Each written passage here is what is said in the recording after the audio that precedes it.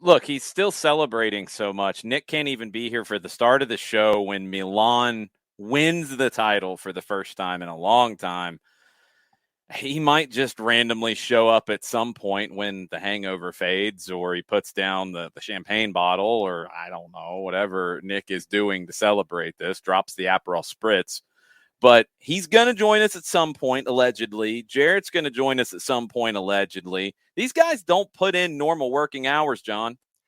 No, they do not. And I want every single detail of Nick's celebrations. I want to know. Well, he didn't watch the game. He was in a bunker somewhere. Well, I mean, I'm not talking about the game. I just want to know about the celebration. I want to know when it hit him, how he found out, and what the celebration was, and if he's still celebrating. I anticipate that when that moment happens. I think you're going to build this up way too much. You're probably doing this sometimes. No. When Nick comes on, I firmly anticipate that he'll be wearing the sunglasses. Why are you ruining the surprise? I'm just guessing. When he's normally excited about things, he comes on and he's sporting the shades. Why are you trying to ruin his entrance? I'm not trying to ruin his entrance. I'm anticipating from the past what it could be. Fine. I ruined his entrance. Great. You did. If he comes into the sunglasses now, it's going to be like, oh, well, John said that at 7:13. So I said it at 7:13. Hey, I got something right for a change. You won last week. You can't play that game anymore. You can't do that where you do this. I'm going to lose everything. I'm always going to get it wrong. Then you win. Then you talk trash. Then you go back to I'm never going to win. Or you didn't win last week. I can tell you that. Oh, I can tell you that. I know that. You didn't win last week. I know that much. But you have won as many as anybody else in the lead. Woohoo. Yeah, so don't play the card. I know I didn't win. Derp, derp, derp, derp. Because then you can't cut the promo. You can't cut the bragging promo when you will always say, I lost. So when I go Eeyore in this particular, you stay Eeyore though. Yeah, but then you can't. Eeyore doesn't become. I don't have a super donkey. Eeyore doesn't become like underdog. I was gonna say, the one from Shrek. That's like mixing the streams. I don't think that works. No, you can't do that. Eeyore's Eeyore. If you're gonna be Eeyore, you're Eeyore. So when you win, it's like, I got really lucky this time. There's no droopy dog equivalency either. No, Droopy Dog doesn't become underdog. No, it's not. Don't start rumors like you're a tabloid in England. Don't do that. Speaking of tabloid, our friends at Il Chiringuito, jeez, their banner in the discussion that they were just having on the show. Mbappe double crosses the Madridistas. Double crosses, because he said no. And now he has said on French TV or radio that he was also talking with Liverpool. So interesting. That had come up a couple of times, and Kylian Mbappe said it, so I guess there's something to it. This whole thing's going to get really dumb, and we'll talk about it, and we'll probably have to talk about it a lot because it's going to get super dumb. L'Equipe is all over the map with, here is a list of 512 different managers that PSG will hire when they get rid of Maurizio Pochettino later in the day. Oh, wait, Kylian Mbappe really likes Maurizio Pochettino, so he's going to stay. Like, what? Anything for clicks, boys. What? Yeah. Oh, yeah. They're French. They're not England. No, but still, if it's L'Equipe and you're the big dog, you're going to want to. But they don't get to go, just like you don't get to go like, I am the big man in town after playing Eeyore or Deputy Dog or Dumbo or whatever it is. I can't go from Droopy Dog to Underdog. No, you can't be the meme on both sides every time. You can't do it. That's why L'Equipe can't go straight up 3-letter out of England when they pull this nonsense. It's not allowed. It's not allowed. There are some things out of England to talk about. And since Nick's not here and he's probably waiting until the England segment is done, you want to go ahead and talk about it? You want to start with Mondays with Morons, or do you want to build to it? Let's see. do I want to blow my voice out Well, yelling because, I at mean, we morons talked a little bit on the morning who show are about Manchester morons? City and in Liverpool, and we did that at the end, kind of leading. I'm not even really even worried about that. I'm trying to decide, do I want to risk my voice yelling about stupid, idiotic morons who City had stewards trying to get these guys off the field? They didn't care. They were still idiots. Mm-hmm. And yes, City should have apologized, and they did to Robin Olsen. He was assaulted Mm-hmm. with stewards walking him off. Yeah. He's okay. Got hit in the back of the head, but he's okay. Um, Villa says they consider the matter closed and will not be making a complaint. I thoroughly disagree with that. Make a complaint, even if it's not City's fault. Yep. That their fans are idiot, moron, stupid people. Mm-hmm. They still got to get punished. You can't just say, "Ah, well, people were very excited." No, No. it's not okay anymore. Mm-mm. This has happened too many times, too many places, and it's happened a lot in the past week in England, and they need to get their stuff in order. Thousands of people run on the pitch. It happened with Milan as well, so it's not purely in England, but the real stupid idiocy Yeah. is coming in England, because in Italy, at least, some of the ultras started slapping some of the other people who wouldn't get off the field for the celebration. It was dummy on dummy violence. It was. I mean, they're all on the field. At least one group was trying to leave the field as they were being told to leave the field, and other people weren't, and they got slapped on the way out. This is just ridiculous. Steven Gerrard asked if players got off the pitch safely. He said no is the answer to that. My goalkeeper was attacked. So I think those questions should go to Pep and Manchester City. I mean, look, it's not Pep's fault. He didn't ask him to do that. But he did talk about it. He said, "I'm so sorry" on behalf of the club to Olsen and Aston Villa. I don't think there were intentions, but the emotions of people there, it's always difficult to understand why people respond in that way and cannot celebrate themselves and not do these kinds of things. Hopefully we can discover who the person was and he'll be punished. I don't know how to stop it. You cannot put 1,000 guards to control all the people there. We are so sorry. It's the bad news of today. He's right in all of that, but you have to find a way to stop it. And if the way to stop it means that the club is fined large amounts, okay. If the way to stop it is the club doesn't get to have people in the building for the next home game, okay. These are the things that will stop it. And that's what it's going to take, because it has gotten completely out of hand. And if you can't get on the field without being a moron and trying to pick a fight with somebody on the other team who just lost, well, then you probably shouldn't be out in public, let alone going to a sporting event. And if you do it, you should be punished. And they should be banned for life from going to these games. Anybody who comes on the field should be arrested, really arrested, not like the drunken fool during the rain delay in Nashville who got a ridiculous tackle. Man. Good grief, that was a hit.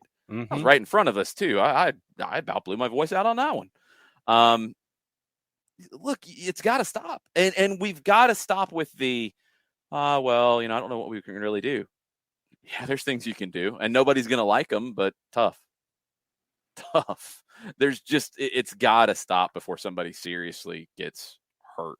The Billy Sharp one has been the scariest one, but none of them are okay. I don't care what title you win. It's not allowed. Yes, Pep is right. You're not going to be able to probably ring the whole place with the beefiest security guards you could possibly find who aren't going to let people past. But that doesn't mean you shouldn't try. And that doesn't mean you shouldn't punish the people who do it and make an example out of them. It's got to stop. It's not the story of the day. Luckily, it was fairly minor. But even minor's not okay in this situation. It's got to stop. We've said all we can say about it. We're going to keep talking about it every time it comes up, because we're not going to ignore it and say, well, what can you do?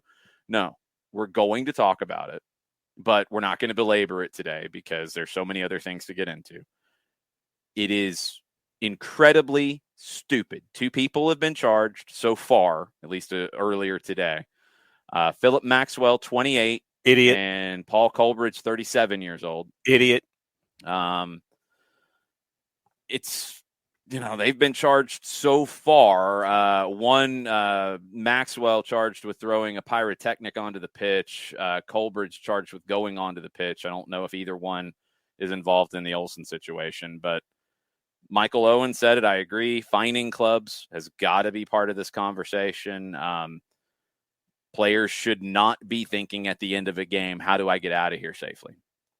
They should not have to think about that. Managers, coaches should not have to think about that. And the media in jolly old England has to cover it correctly. Do not make a big deal about Patrick Vieira kicking out at somebody who was in his face. Don't make a big deal about Patrick Vieira. Make a big deal about the idiot who was in Patrick Vieira's face, because last time I checked, Patrick Vieira is supposed to be in that spot, and the idiot is not. Mm-hmm. Why don't you talk about the idiot? That needs to happen. Yeah. It needs to be covered the correct way. It doesn't need to be a big deal that Patrick Vieira kicked out at somebody. Patrick Vieira could have punched somebody, and it still shouldn't have been made a big deal because that person should have been there. So cover it correctly, fine clubs, punish people, publish their names, publish their faces, make a big deal about it, make an example of them, and it can't happen next year. It's got to stop. And you still got a couple more games left with some of these playoff finals. You're probably going to have more of it, but it's got to stop. If I had the answer, I would be in charge of England right now. I'm not. So some idiots are going to have to get put in check, and it's got to start now. Let's talk about the on the field. So City sure made it interesting.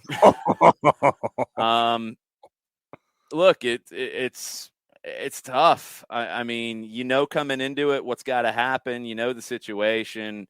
You have a letdown, a big one, but you find a way to get it done. It's just Manchester City is the best club this 5-year run that they have had in England in the Premier League. It is as good as it gets, and I still don't think Pep gets enough credit in England. I don't think this club gets enough credit for what they've done. Yes, they have tons of resources. So do a lot of other clubs who've wasted a lot of those resources. Yes, City might have more, but you kind of hit a wall with how much you can actually use those resources. We talk about building a team all the time. You're not going to be able to sign 30 starters because 11 start every game. That's 19 that are not going to be starting. And at some point pretty quick, they're going to say, oh, what's up? I'm out. Get me out of here.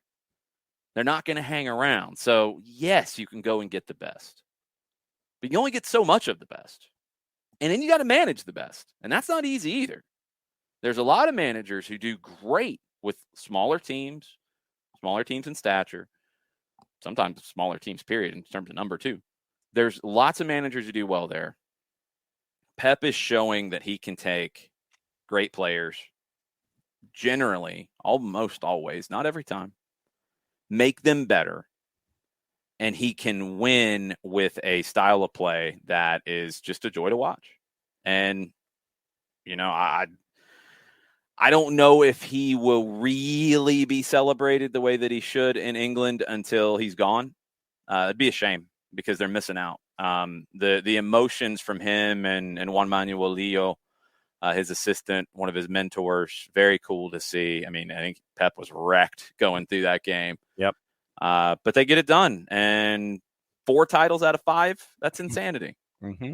That's insanity no matter how many resources you have. 4 out of 5, that's their 6th Premier League title, came from 2 goals down to win a Premier League game for the first time since February of 2005. Oof. They were just 12 minutes and 22 seconds between City going down 2-0 and then leading 3-2, 3 goals in 6 minutes. Ilkay Gundogan is the first City player to score twice as a substitute in a Premier League match since Sergio Aguero, who did it on the last day of the regular season last year. And you were mentioning rosters and numbers, and I went to the stats over at FBref. There were 5 players on the roster that started more than 30 matches. Ederson, Joao Cancelo, Rodri, Bernardo Silva, and Laporte. Laporte, Silva, and Rodri started 33 of the 38. Mm-hmm. Joao Cancelo had 36. Ederson had 37 going into the last day. Then you have 3, 6, 8 more guys going into the last day that started somewhere between 20 and 27 matches. Then you had another 5 who started in double digits. And this is just Premier League matches, This right? is just Premier League matches. Okay. So you're looking at 3, 6, 9, 12, 15, 18 guys who played in more than 9 matches, who played in double-digit matches, and you had 18 who started in double-digit matches as well. But the fact that you only had 8 starting north of 20 and then another 5 starting 30-plus, I mean, it shows the roster that you built here. And we know all the big names. Then you look at guys like Gundogan, who started in 20 matches, played in 27. Kyle Walker started in every match he played. He was injured a lot this season. So started 20, played in 20. Mahrez, as an example, played in 28 matches, only started 15. Mm-hmm. So you've got that. You've got a guy like John Stones who was injured. He was in 14, started in 12. Zinchenko played in 15, started 10.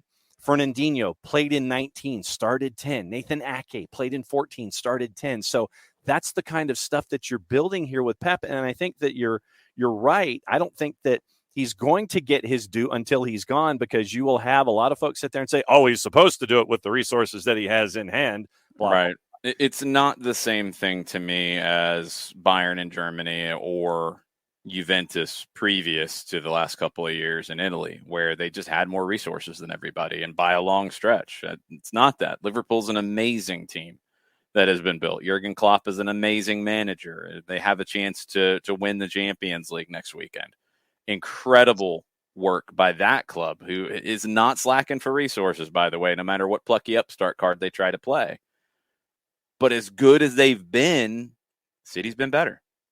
And what Liverpool has done over this run is one of the best runs ever, and they have one title to show for it. That's wild. Now they've been great in Champions League. Different conversation. It's not a better or worse thing. It's different.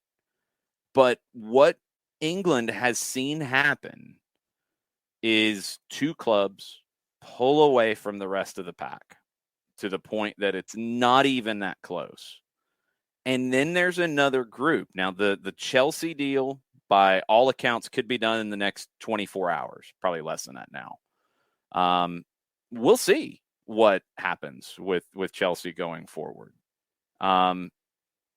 They could be in that ballpark. Newcastle could be in that ballpark, but how long is it going to take them to get there? Because they are being sensible about the way they're doing things. They're not doing some of the things that City did initially, where it was kind of flailing a little bit, and it took them some time, and they probably blew a lot of money doing it. Newcastle's being smart and gradually growing up. If they make smart signings in the offseason, I don't think they're a top 4 team. I think they're more like a top 8 team. But if you make some smart signings and add even more to what was a good January for them, yeah, they're going to be competing for European spots. And when you're in that top 8, as we've seen in previous years, sometimes you get the year like Liverpool had where everybody was hurt and they fell off a little bit. You get, a club that's expected to be top 4 that falls out. You get the Leicester run. You get the surprise run. Could Newcastle be a surprise run next year? Yeah, sure. If they have a good offseason, absolutely they could be. I think it's going to take them one more year because I think they're going to build sensibly. But outside of Chelsea, and we're waiting to see, and Newcastle, when they get to this point, Manchester United can be in that conversation, but until they show some intelligence in what they're doing, and Ten Hag is a step in the right direction, okay? Arsenal building nicely, but not there yet.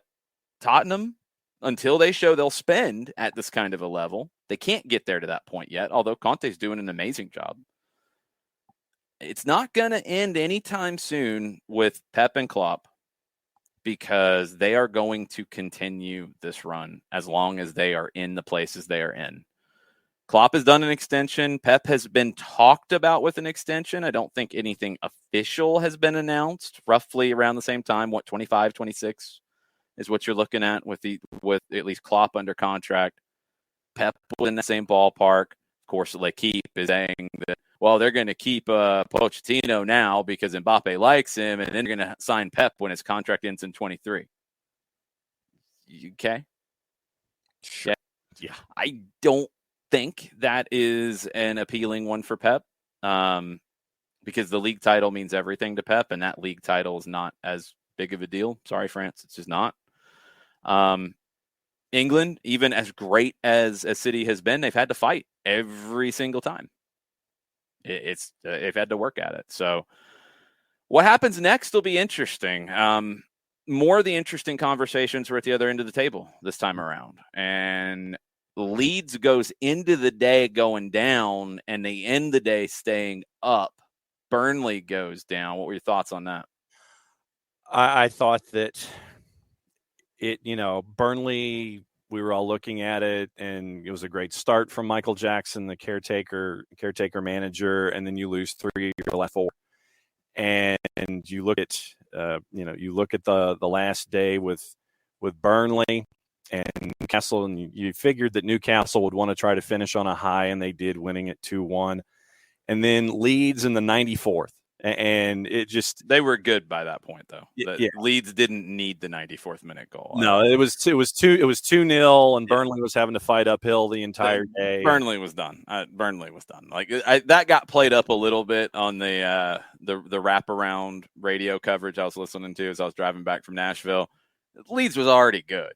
It wasn't official, but Burnley needed to score 2 in stoppage time at that point. And Burnley hadn't scored 2 in stoppage time all year, probably. I don't have that stat in front of me, but I'm assuming. Burnley barely scored 2 goals all year anyway. That is true. They actually they did score 2 against Watford about 3 weeks ago. So. Yeah, okay. Then there's your 4 goals for the year. Yeah, exactly. 34 on the season for Burnley in 38 matches. But yeah, they weren't scoring 2 in stoppage time. No, but for Brentford, who I thought going in was going to be more of a celebration for their entire season, I figured that Leeds had a window. And Leeds with 10-man Brentford, they took advantage of that eventually. It took them a while, but they got the win, which was a good way to finish the season. And I would recommend anybody go on social media and look at the stuff from the locker room where Jesse Marsch and the players are celebrating that kind of stuff. And I just thought it was a cool ending for Jesse Marsch, who has been catching so much ish from the writers over in England. How was that? That's my gimmick. I was going to say close. Get your own gimmick. Okay. In the Prem.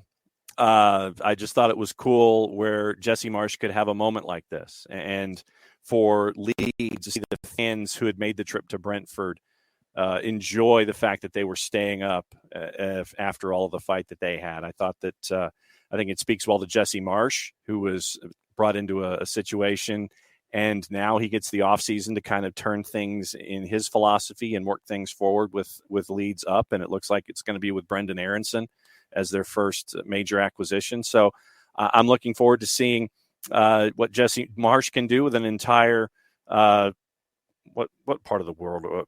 Summer is when they practice, and summer and get ready for the season and all that kind of stuff. Yeah, we're in the spring, but I'm looking forward to seeing what Jesse Marsch gets with a full training camp and gets ready for Leeds in 22-23. I'm more interested to see what they do with that roster because it needed some overhauling. Yeah, it's not a good enough roster to be a top 10 team, and that's where they were kind of trending until the wheels fell off this year. I think you look at some of the midseason moves and things that were done, or late season moves, if you want to get more specific. Dyche, I heard lots of people saying see, they shouldn't have let him go.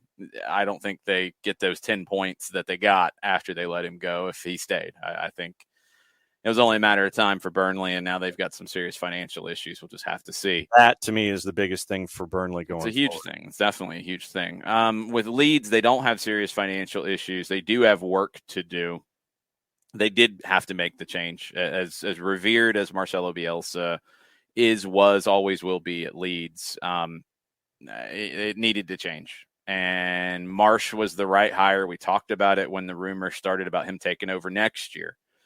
It's the right hire because it's a progression that you can see in the way that they play. It's not a carbon copy of Bielsa by any stretch. It's fairly different, but there are enough commonalities that you can say, all right, you guys have worked in this way for 3 years. Now we're going to take that and we're going to go make a turn this way because they're not going to want the ball like Bielsa's teams did. They're going to be even more intense with the pressure, but Bielsa's teams were intense with pressure.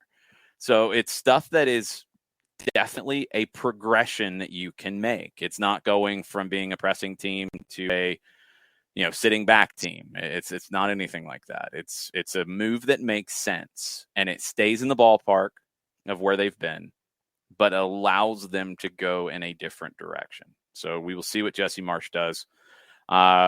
Lots of innuendo out there, not pure rumor yet, about Tyler Adams, who could be looking for a new club, who knows Jesse Marsch very, very well and would be a very, very good fit if a certain Mr. Phillips ends up getting sold.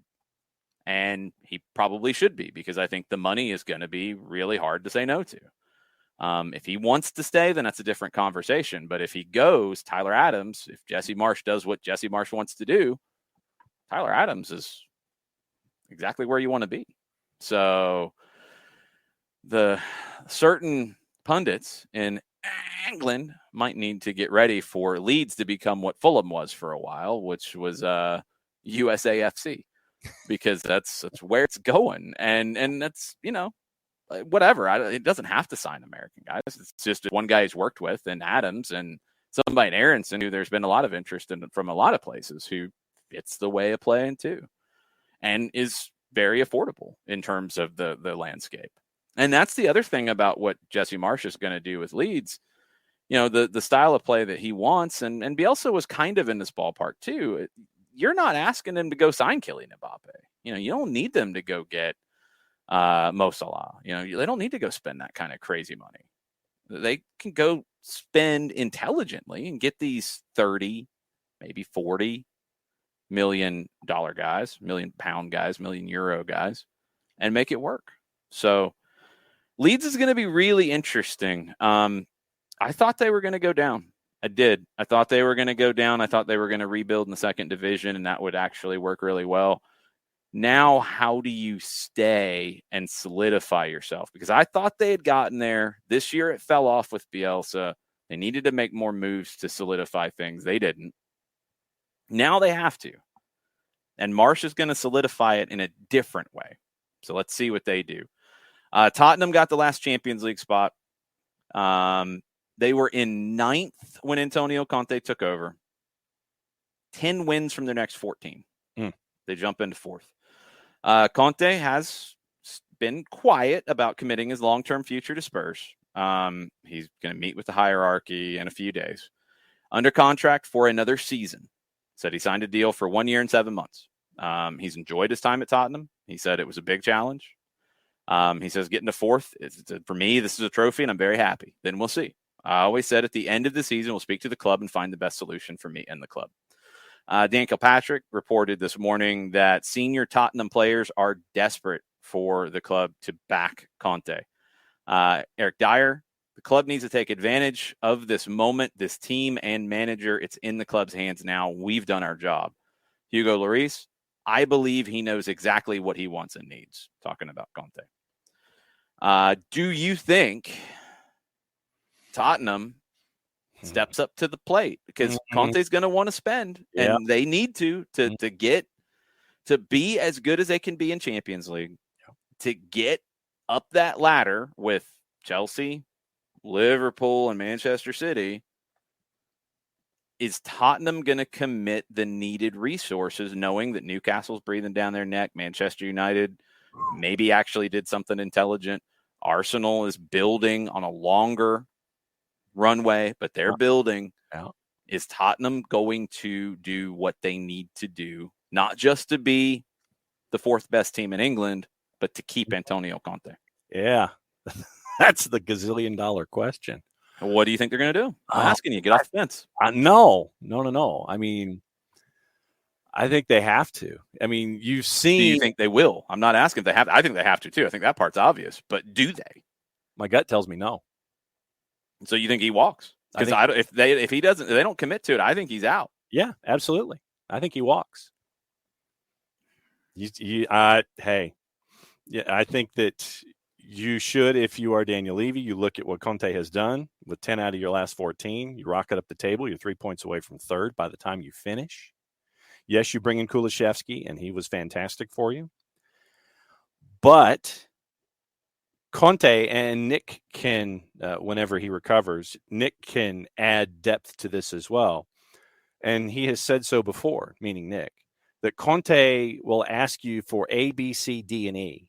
And it's gonna be a lot of money that's going to have to be invested. So Conte is happy with what he has to work with. Well, and in this case, look, he needs it. Like, I don't think he's being extravagant. I don't think he's asking for, the finest of wines here. To be the fourth best team. Like, he doesn't want to be the fourth best team. He wants to be the best team. Yep. They're not anywhere near that. They're going to have to invest to get there. To be successful in Champions League, they're going to have to invest. Like, these are things that are needed if they're going to be who they say they are and say they want to be. And they hired him to be that. So, as I've said before, and this has come up, and it came up in the January window, and there was lots of back and forth.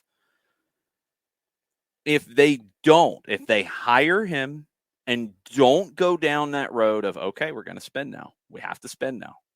If they say, no, we're not going to spend like you want, Antonio, then they screwed up by hiring him in the first place. Yeah. And if they did that, then they're dumber than I give them credit for. I think they're going to fight it a little bit. And I think this is probably going to drag out for a while. But I do not think he leaves. I do think he stays. I do think they add in the summer. I don't know if they add everything that they need to add and everything that he wants them to add. But I think they do enough for him to stay. I don't think he stays after next season. Yeah, I think he does the 17 months. Well, no, now you said he's out at the summer. You got to pick one. You got to get off the fence, John. No, I'll stick with what I said, but following your point is what I'm saying. Yeah, I'm saying he does his contract out. That's what I'm saying. Yeah. You're saying he's out in the summer. I think he's out in the saying summer. He walks. But following your point, I think that should he stay, he won't go past that 17 months. Let's see what this guy thinks.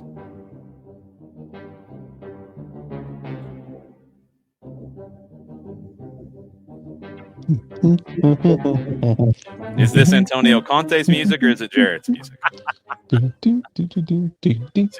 Now, Nick would have to come in as Conte for that to fit. Hello, Jason. Mm-hmm. So you typically don't sit on the fence, and I appreciate that about you, Jarrett. Antonio Conte. For better or worse? Generally for better. Mm-hmm. For better. Sometimes pulling an opinion out of John is like pulling teeth. Before some buffoon joins the show, I need your thoughts. What am I about on what? Antonio Conte, because the question I ask, he's under contract for one more year. Yes, he's a manager. Yes, we know that. He's under contract for one more year. He's not committing a long-term future, but he's under contract for another year. He wants resources. He wants things spent. He wants to know that, hey, I'm going to have the resources to compete. Yeah. Is he going to be the manager of Tottenham Hotspur next season? Wait, he's under contract through this summer? Is he going to be there to start the next season? Yes. I think so, too. I think he's a little unhappy. Yeah. Because I don't think he quite gets everything he needs. No, John, you don't get to say yes. You said he's gone. I do. You're still looking for a title sponsor for your stadium. Okay, so what we're saying yes, you're saying no. But a title sponsor is a Daniel Levy problem. Yes, and that turns into a lack of resources, which means Antonio Conte. No, they got resources. I thoroughly disagree. They have the resources. He's got to spend it, and you hired the man. You got to spend it. Otherwise, they're not going to stay four. And they're not going to be competitive in the Champions League. If they waste everybody's time and don't show progress in the summer enough to where Conte says, get me out of here, I'm gone, then they have blown a huge opportunity. And they've probably blown the roster that they have. I was about to say, if the he's reporting gone, is they want him to stay. If he's gone, it's like, man, you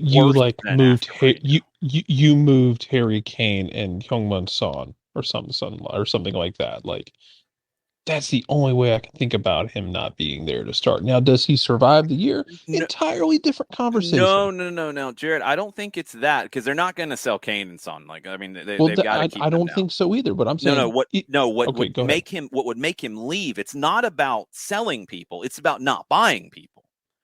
Because remember, he came in. He's like, I want, and I don't remember how many pieces he wanted, but he wanted a lot of pieces. Now he got some. He's too rich for a lot of people's blood.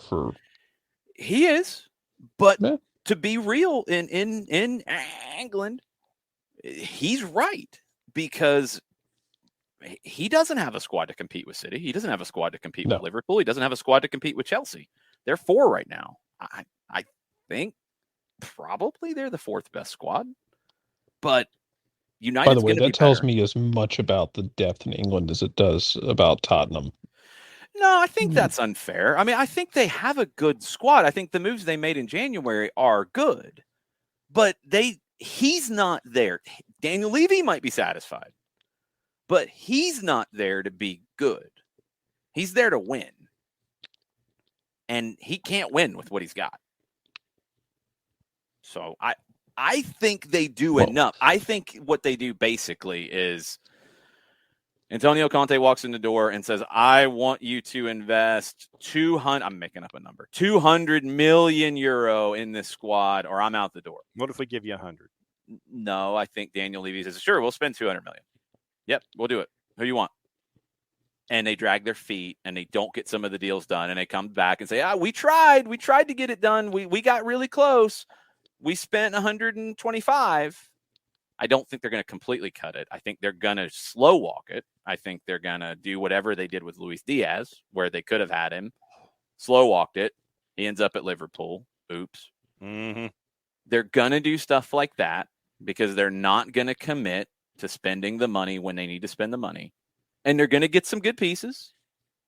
And they're going to do enough to probably keep him around because I do think he might feel a little bit of loyalty to the squad. I think the squad's going to want him there. They're going to do enough to get him into preseason and all that.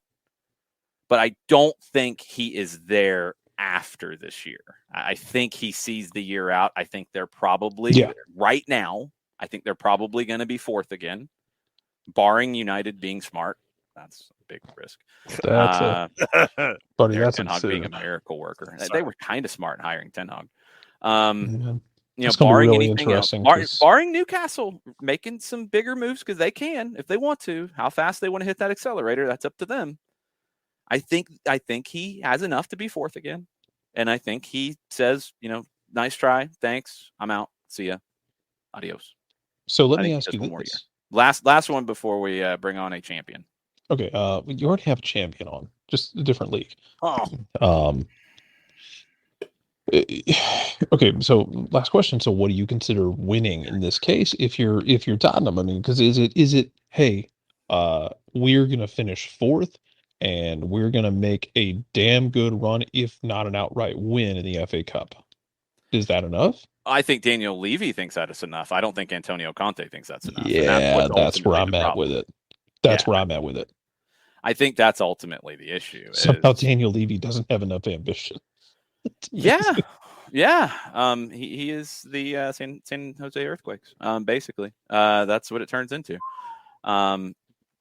He could spend more. He could.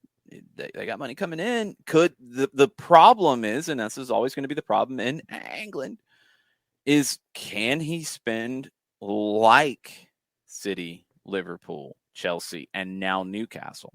We know they can spend like drunken sailors. Yeah. No, he can't. He can spend like a buzzed sailor. I mean, he could. Manchester United does a good job of that. Like not really drunk to where they have that moment of clarity or brilliance that they're so drunk. They're just buzzed enough to be stupid idiots. Yeah. Levy doesn't get to that point. He's like, Kulusevski, cool. It's like a pragmatic drunk, if that's a thing. Yeah. He drinks the water in between drinks. He does all the right things. He gets a little bit of the buzz. This is a man who you're talking about somebody who's drunk enough to have a strategy. Like he's done this enough. It's like, oh, I've had enough. I've been there. I've been at the end of my rope enough times. Toasted. Yeah, he's like, oh, I've done that before. I know my limits, and I know what I can do to have a good time and not hate myself in 12 hours. He is afraid of ending up with a lampshade on his head. Yeah. Speaking of having a lampshade on, here we go. Jeez, John. He does. Guess who doesn't have their own intro music that sounds like something from Peter and the Wolf? You're never here. Nick has intro music. What are you talking about? You're never here for this part of the show. What is going on? First off, The beginning of the show is Nick's music. No, I'm listening. not the beginning of the show. Yeah, that's the song for. Oh yes. Jeez, John's on the show and he can't even remember what the music is. Makes me feel better about everything. Yeah, literally everything.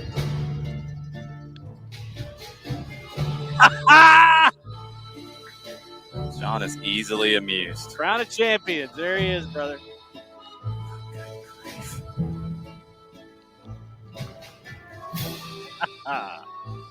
Salute. You both at the bottom of the screen. Is that your daughter's crown? Yes.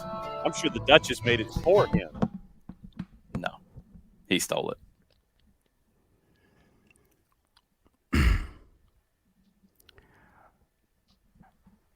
Atlanta!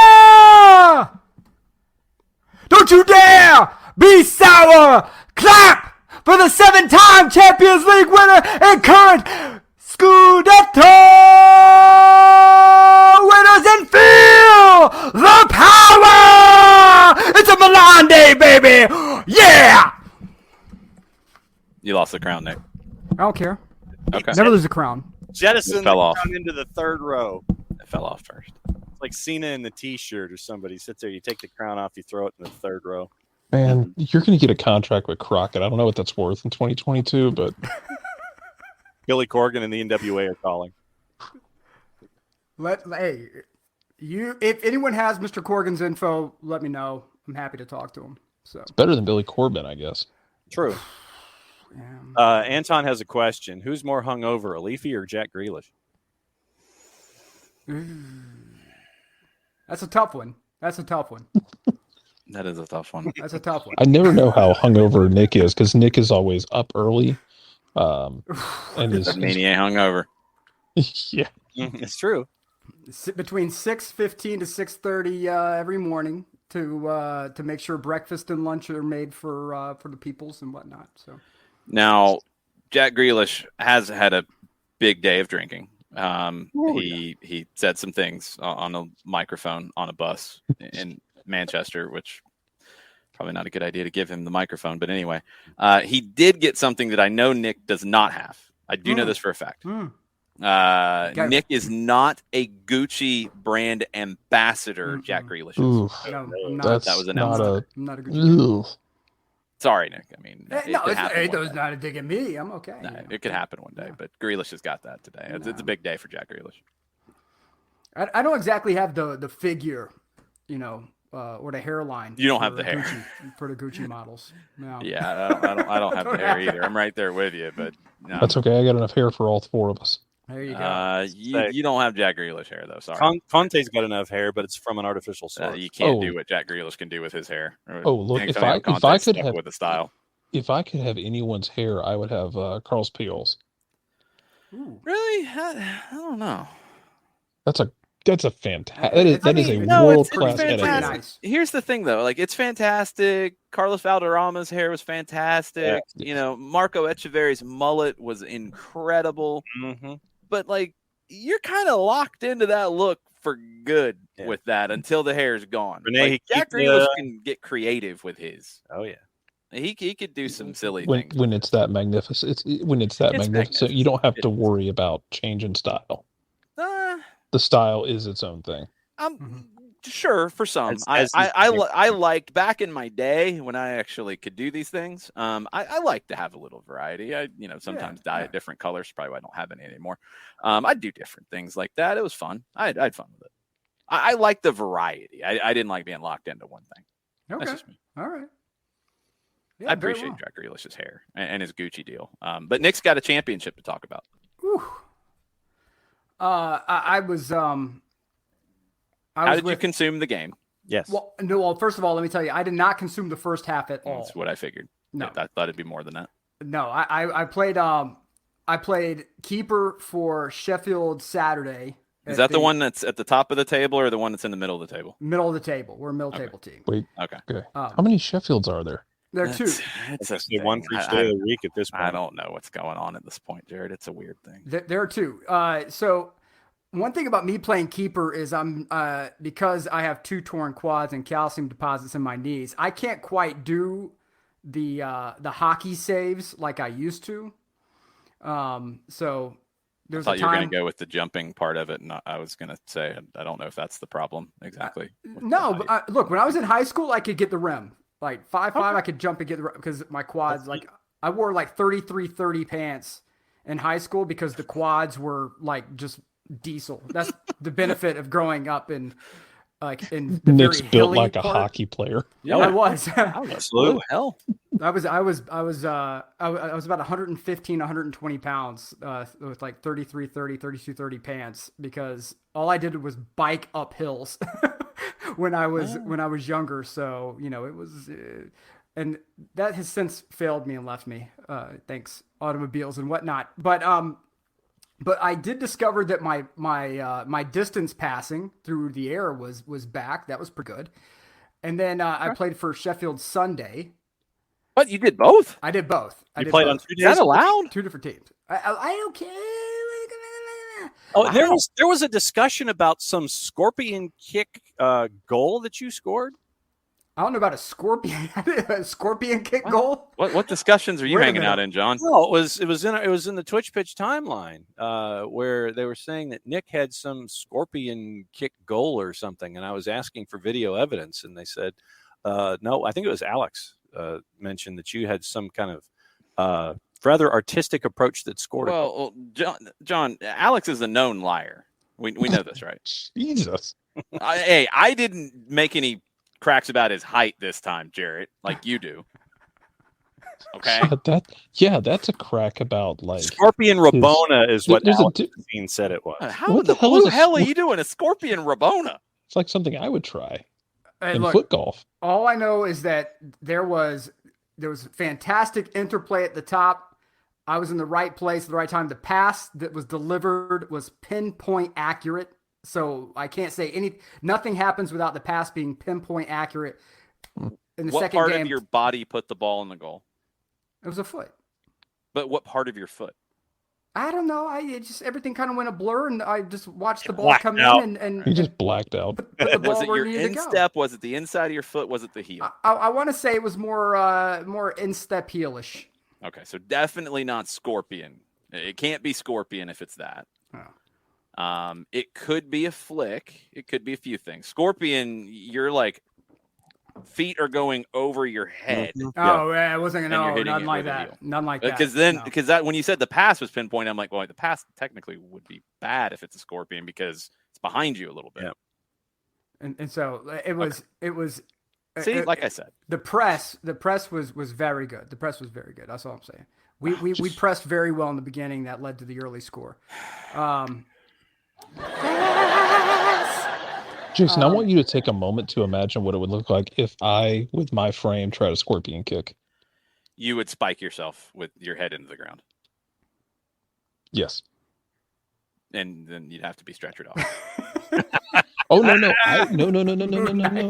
No. I would get up and walk off in a sense of pride.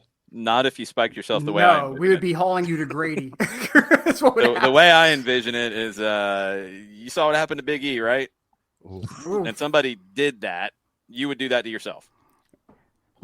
It'd be like an episode of ER. My God, what happened to this man? Well, he tried a scorpion kick. Yeah.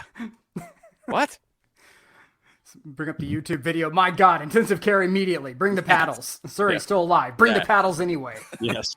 We have to attach him to his head because he Yeah, tried a George scorpion You kick. concur, doctor. All Wiley comes storming in. Yeah. But Good grief. But I will say that my passing, I was trying to channel Pirlo in the first game. I was able to put the ball cross I thought field. the first game you were in goal. I know, but I was, and then gonna it's stop kick-ins, We right? haven't even talked about Milan yet, and Nick's already compared himself to Pirlo. I know. I'm just saying I had to He- channel he my is- As a Pirlo there at the end of the game. goalkeeper. He is Yeah. the deepest of deep lying playmakers. And I started pinging the ball forward and finding all of our players. It was really good, But We already but then the Ecuadorian League 39 seconds into the match. It's great. But then the game ends, and thankfully Katie Weaver was there, and she was going through the prim scores. I said, "All right, just give it to me. I need to know where I am." And Mr. Alex, fam, What now? he says he's deep lying. All right, good lord, Alex Good is Lord. dropping bombs here on Nick. good lord. Jesus. The passing was there. The passing was there. I The need to saves were actually- not. The passing was there. I need to come out to these games is what I'm learning. You do. You do. Yeah, really? We need to come out. I there. just need to be present for this environment. And all I'm saying is there's some talent on the field, not me, but there's some talent on the field. That's all I'm saying. But the game ends, and I asked Katie, please just tell me the score. She goes, Nick, it's 3-0. And I'm like, oh my God. Oh, everything's falling apart. The asteroids hitting the earth. It's the dinosaurs dying all over again. And Did she slap you? And she's like, That's Milan. And I'm like, and like fell over. And then I proceeded to Elizabeth, it's the big one. It's the big one. And then I went and took, I consumed the rest of the game on my phone There you go. in the car in the MARTA parking lot. That's where you celebrate championships. I was not. No, it was like, I can't. I can't. I have to watch this. I actually have to watch it happen. So there were two entities that picked Milan to win this game. So it wasn't a surprise to everybody. Oh, I know. The Twitch pitch had it. I had it. Mm-hmm. Milan did what they should. Now, we do need some explanation because the game is what the game was going to be. I mean, it wasn't a shock that they whooped up on Sassuolo here. Oh. It wasn't a shock. Okay, it was a shock that they won 3-0. I thought they'd win. Yeah. Yes. Whatever. Anyway, Yes. they won. They won the title. It's good. Nick It's wasn't an expecting incredible- comfort in his life. We'll talk No. about the season in a minute. I need explanation because we've talked about idiots on the field, Mondays Mhm. with morons. Yeah. There were morons, and there was kind of moron on moron violence rather Yes. than morons going at players from Sassuolo or anything. So this was a very different variant of Mondays with morons. Right. What was going on with the slapping? So if you notice, whenever Milan scored, it sounded like the entire stadium was going nuts. And that's because like half the stadium was Milan supporters. Like they bought going every into available reportedly it was going to be 18,000 out of 24. Yeah, I mean, yeah, it was bonkers. And so there were videos all day of the train stations being packed with people wearing red and black. There were the Milan flags were waving. The Curva Sud showed up, like, I mean, it was just nuts. But the ultras were telling everyone, do not go onto the field because we don't want to delay the trophy celebration. We don't want to mob the players. This is not what we want. Mhm. And there were people who were not initiated who ran onto the field anyway. Morons. And so the ultras were like, cool. Because look, Sassuolo security's like, yeah, we're not messing with this. This isn't our. This is not our fans in the place or whatever. Nope. So we're not going to end up on the rise. So nope, we're good. So they bail, and you could clearly see that at that point the ultras took over security, and they cleaned house. And They did. I mean, and they cleaned house like like Hell's Angels at a speedway. I mean, it was not like. I mean, they were like laying into dudes. Saw the slapping on the back of the head. Yeah, and there was one guy that walked across and just got just like bang. He got like He cartoon walked through punched. the wrong section of town. Right. He got lit up. And but the fans on the field were really nuts. They were mobbing the players. Pioli got his medal, his champion medal stolen. These idiots are now trying to sell it on the internet. Oh no! I wish them. I'm going to tell is this: take it to Milanello in a plain envelope, leave it there, and pretend you never saw it because the ultras will not stop. They will not stop. They will find you. They're going to find your friends. They're going to find anybody associated with this. and it's going to be bad news for you. So I wish you the best of luck. In the Padre Fide Spirito Santi. But I would like to pause 1 second and let everybody know that in the Argentine second division right now in TIC, Almagro is on the road at Chaco Forever. Chaco Forever. Chaco Forever is on TIC right now. Nice. Okay, proceed. Oh, all right. So the Ultras are so Sean, the Ultras, they are groups of people that are that have a certain level of, it's like a supporters group, but understand that it's a supporters group with political power and with a leadership structure that resembles something akin to organized crime. Yeah, it's not like a U.S. supporters group at all. And so more of a bada brava. Yeah. Right. Yeah, closer. Yeah. And so they've had Ultras can go anywhere from being loud, flag waving, they have flares, they organize the tifos, very traditional, to full on, like, we're selling counterfeit tickets, merch, everything else as a revenue generation opportunity for us, for the Ultras. But they also perform certain police actions from time to time when certain groups get out of hand. Someone will come over and tell a capo, hey, look, you need to go handle this section. Yep, no problem. We got it. And things get handled. So the Ultras took over security on the field and started getting the riffraff off the field by, like, slapping them in the back of the head. Like, I mean, and not like gently. Like, I'm talking like WWE, like, pow, Like a shoot, not a work. No, Yes. it's a shoot. Yeah, they were dropping potatoes on people. It was nuts.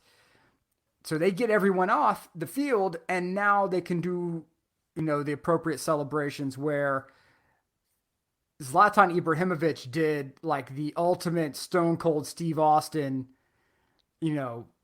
full on by himself, massive bottle of Chandon with a big fat cigar, and he comes out hitting the cigar. Oh, yeah. Crowds going, I mean, it's a major pop. The crowd's going nuts. And he pops the champagne and starts spraying the supporters with it. And then launches it the way that, like, an Iron Maiden guitarist would, like, launch the guitar off, the stage at the end of a show. Just, whoom, it goes, and he just takes the drag of the cigar and keeps walking. It was unbelievably beautiful for a lot of reasons. One, because you got to see Pioli, a guy who is I mean, he's almost like, before this Milan job, he was sort of viewed as like the Brian Snitker.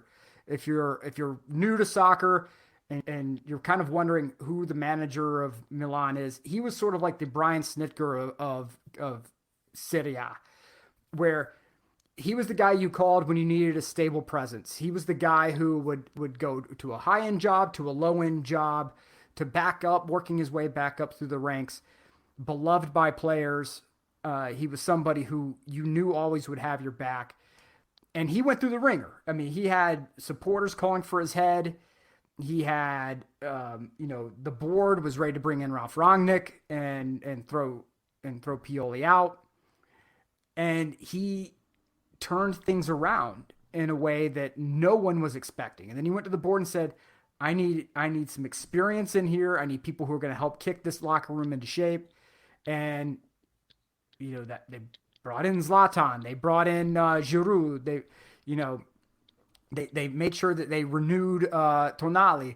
And really, when you look at that back line, and you look at Tomori and Bakayoko, I mean, when Simone Kjaer came in and we're like, okay, good, we have leadership finally on that back line, some real solid guys. And then he got injured. We're like, oh crap, it's all over again. And then you had the rise of Tomori, you had the rise of Bakayoko, you had these guys who just, Theo Hernandez became one of the most dangerous, defenders in the league going forward.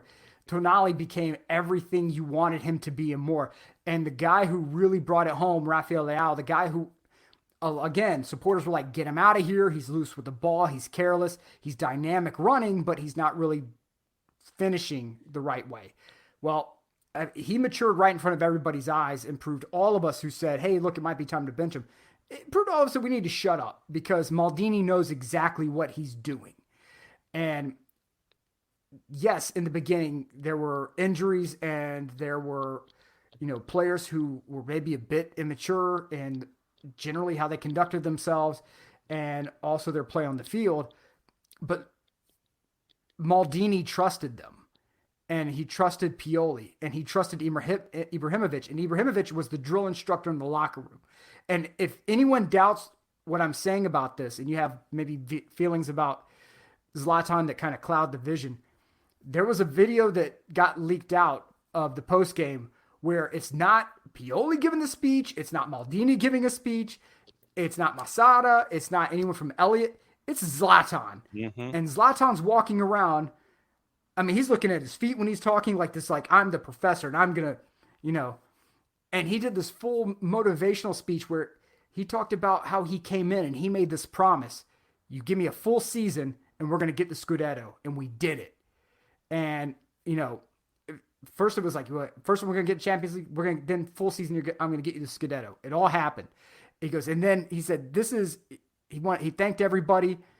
And then, yeah, Zlatan is going to say he conquered Serie A because he did. I mean, he can say that. He can say it, and so he then starts thanking the executives, and he thanks Maldini. And when they pan the camera around and you see Maldini's face, it's a look of pride, like a dad looking at his kids like developing, like you fulfilled the potential, like okay. Because the club was on the outs with Maldini for a while.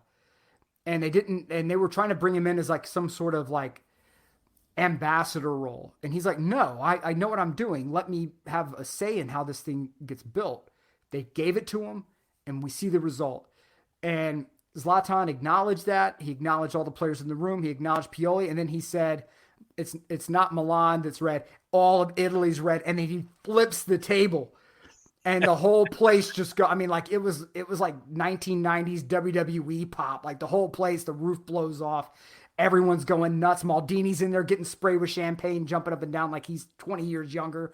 You have Pioli, he's getting sprayed with champagne. I mean, it's so beautiful. And it's not it's a team with a lot of money, comparatively speaking to, to the rest of Italy. But when you talk about the big boys in Italy, not only were they the youngest team collectively to win the Scudetto, but they were also they had the lowest payroll this season. And that means something, right? Because the team's going to get sold. And when it does, before any of the money pours in, before any of this other crap comes in and somebody says, oh, you're just big spending club, you're bought, not built. This thing was built. We went through 10 plus years of pure banter. We were a giant that went from not making Champions League for God knows how long. We almost went bankrupt. It was like an 11th hour deal that, where Elliott comes in and as the backstop for Yang Hong Lee takes control of the club. Everything was a joke. Nope. We spent $250 million on transfers. None of them stayed. None of them. They were all bums. And they all got out. This year, whether you're Gianpitta Hauga, whoever you are, if you on this Milan team had any part of a draw or a win, the Scudetto is yours. And if you are a Milan fan who stuck with this team from the banter years, the beginning of the banter years to now, this is your Scudetto. And I was texting with my relatives in Italy. We were just all going nuts. We were all freaking out. And it was just beautiful. It's absolutely beautiful. Yes, we are the plucky upstarts this season. Mm-hmm. Damn it. I'm going to own it one year. Yeah, that might be the only year you get to do it. Maybe. But Mikey Magnon, nothing can top what Mikey Magnon did this year. Yeah. I mean, when Donnarumma left, we said, look, we're going to get some guy who's not going to be as good, and he's going to be stable. He's going to be okay.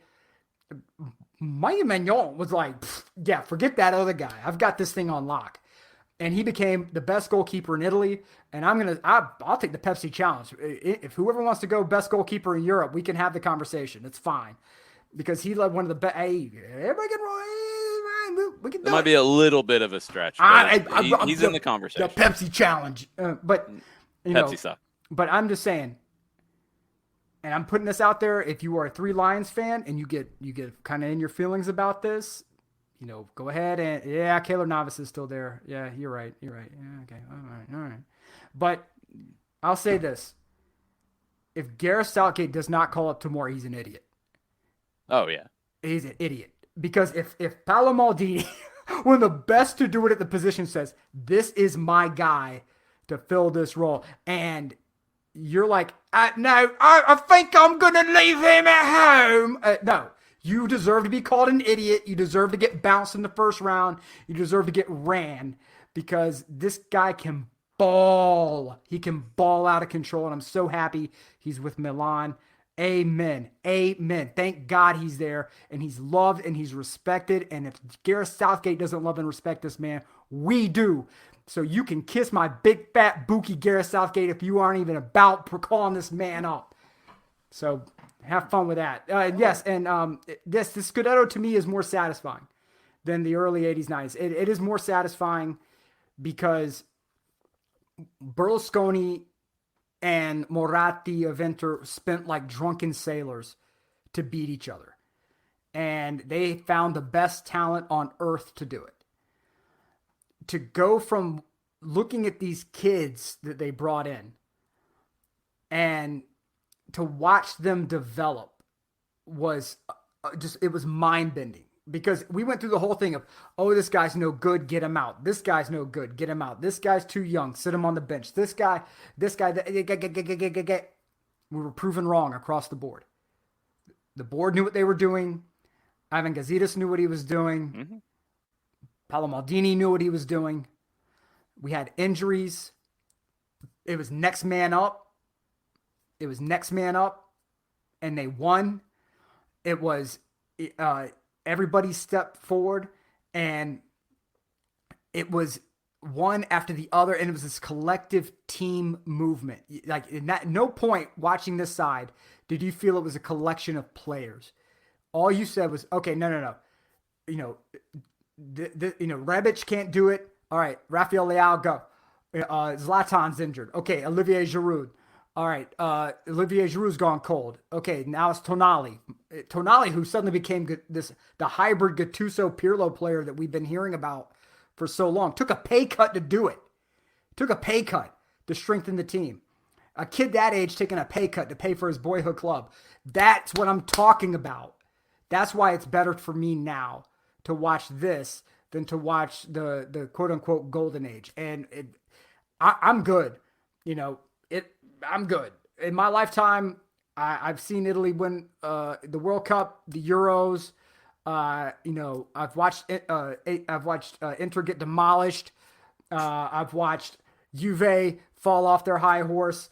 I've watched Milan hoist Champions League trophies, and to watch this team hoist Scudetto is beautiful. And especially when you look up the road and see what the guys in black and white are doing, where you have Jabroni-saurus in charge, trying to create his own little Jurassic Park of players over the age of 35, because anyone over the age of 32 is just right. So, I mean, good luck to him. But credit to Inter. I have to say it. Credit to Inter. It was one of the most thrilling title races in Serie A that I can ever remember. Like, up there with the Juve Napoli race. And Inter never, I mean, it was an incredible run by them. I have no problem watching Hakan, who talked all this trash on his way out the door, come in second yet again. But it's all good. So I'm happy. I'm thrilled. No, I'm never going to go without slandering Juve. Milan didn't lose in league play since January 17th. Mm-hmm. The inexplicable loss to Spezia at home. Mm-hmm. They didn't lose after that in league play. They won their last 6 in a row in league play.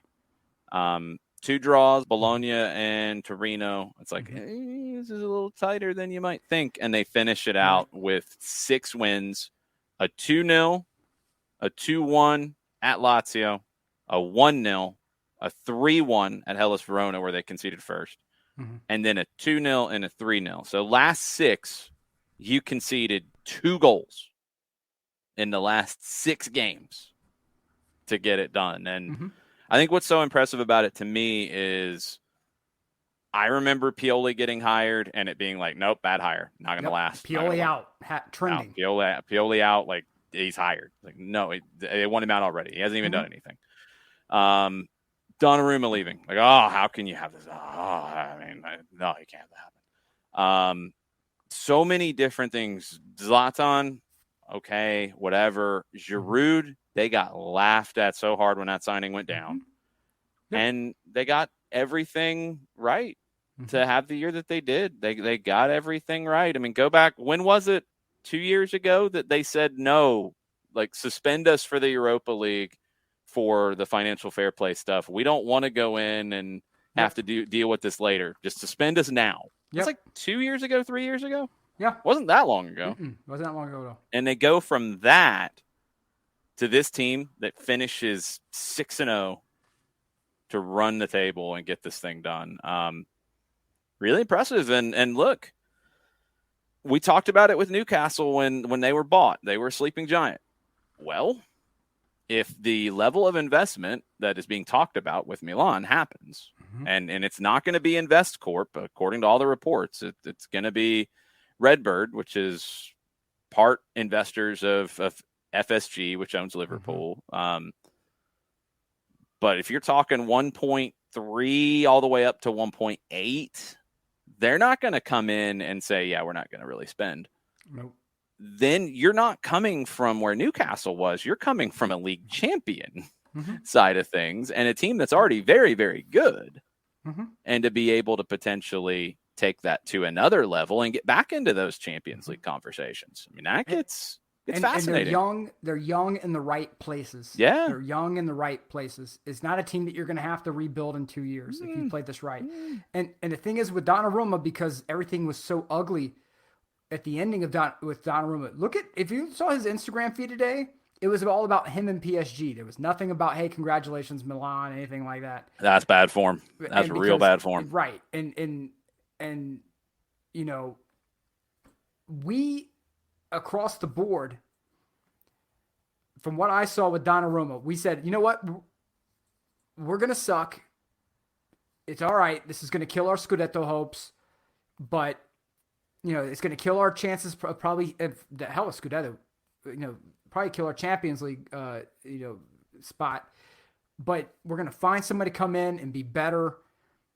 I would rather take the dip and lose Hakan. I would rather lose Donnarumma and get the weeds out of the garden and let it grow the right way. They did that and they found better. And so, you know, it's just unbelievably, it's just amazing to watch. I do wonder if Frank Kessie, who gave the awesome salute after his goal, the crowd cheered him. You know, I thought that there was going to be some boos. They've had a history of doing that before the Curva Sud, of booing exiting players. But, you know, if they gave him, I think, the send-off that he needed to have. Yeah. I wonder, with the money coming in, if there's some bit of regret now, the twinge of regret in leaving. I do wonder, but I wish him the best. I really do. Any of the exiting players this year, I really do wish him the best, because you know they did the yeoman's work. You know, like it was a lot of fun to watch this journey and to be a part of it, from being the mid-table, which I can't believe I could say that, for being a mid-table club. You know, to, oh God, we're barely making Europa League, to, you know, the Scudetto was, you know, I thought this year was going to be just like before. I have no problem saying it. When they hired Pioli, I'm like, all right, he's going to be the guy for a couple months till we find some new dude, I guess, or whatever, you know. I'm not exactly screaming Pioli out, but at the same time, I'm like, it's a real head scratcher, but good luck, I guess. And then when the talk of Rangnick came up, I was like, ooh, and, when they were talking about bringing Zlatan back, I'm like, oh my God, okay, maybe he can provide some leadership. We'll see. Yeah. And it's just proof that I don't think that there's been any questions or doubts from anyone on this show, anyone on the Twitch pitch of the club that I love and that I've been supportive of since like from the jump. It's not like, oh, well, I kind of like this club and I kind of like that. No, it's a suffering Milan supporter, right? But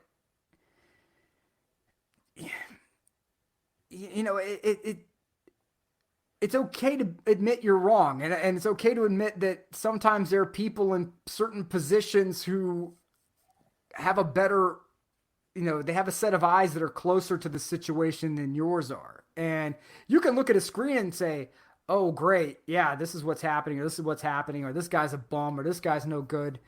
But, we're missing things that Maldini was seeing. We're missing things that Ivan Gazidis was seeing. We're missing things that, that Pioli was seeing. And I'm thrilled that I was wrong. I'm thrilled to be able to say I was wrong. And I think more people in our position, people with a microphone and an audience, they need to own that. They need to, not try to spin it in a way. I was flat ass wrong on Pioli. It's okay to say, like, hey, I was wrong on this one. And it's okay for people to say, like, yeah, you were right on that one. Mm-hmm. So, I mean, it goes both ways. You get one wrong doesn't mean that you're wrong on everything. Right. And you can say, hey, I got it wrong. You don't have to worry about that. Mm-hmm. I mean, in this case, they built a team that caught a lot of people by surprise, not just you, but a lot of people. Right. And, you talk about being a young team and building for the future. And we got some other teams in silly season, all kinds of stuff to get into tonight. Teo Hernandez, Sandro Tonali, Rafael Leao, Tomori. 4 best rated players of the season on SofaScore. Mm-hmm. 2 22-year-olds and 2 24-year-olds. Yep. I mean, there's not many clubs in the world that would be able to match your best players, your key guys, being all under the age of 25 and 2 of them being under the age of 23. Yep. That's impressive. And if it is Redbird who comes in and buys it, I'm just letting y'all know straight up.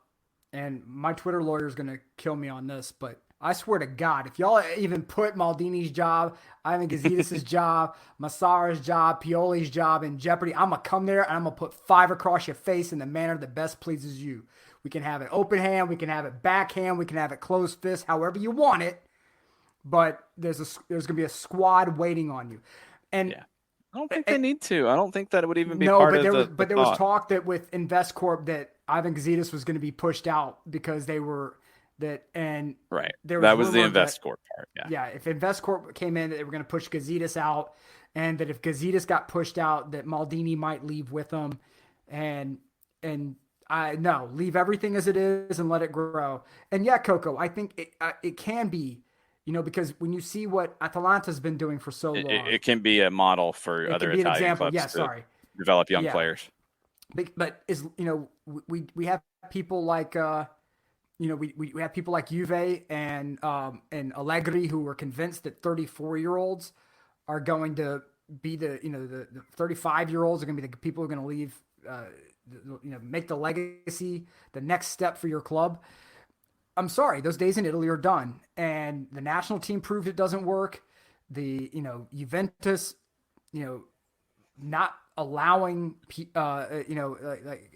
Pirlo to stay and continue what he was trying to do, rejuvenate the squad and add younger players to it, to not allow that to continue, and instead you brought in Dinosaur Jr. and you allowed him to really take a team back to the Stone Age where they didn't beat anyone this year by more than 2 goals, right? There was not a 2-goal margin, I think, for any regular season game for Juventus this year, if I'm correct out there on that one.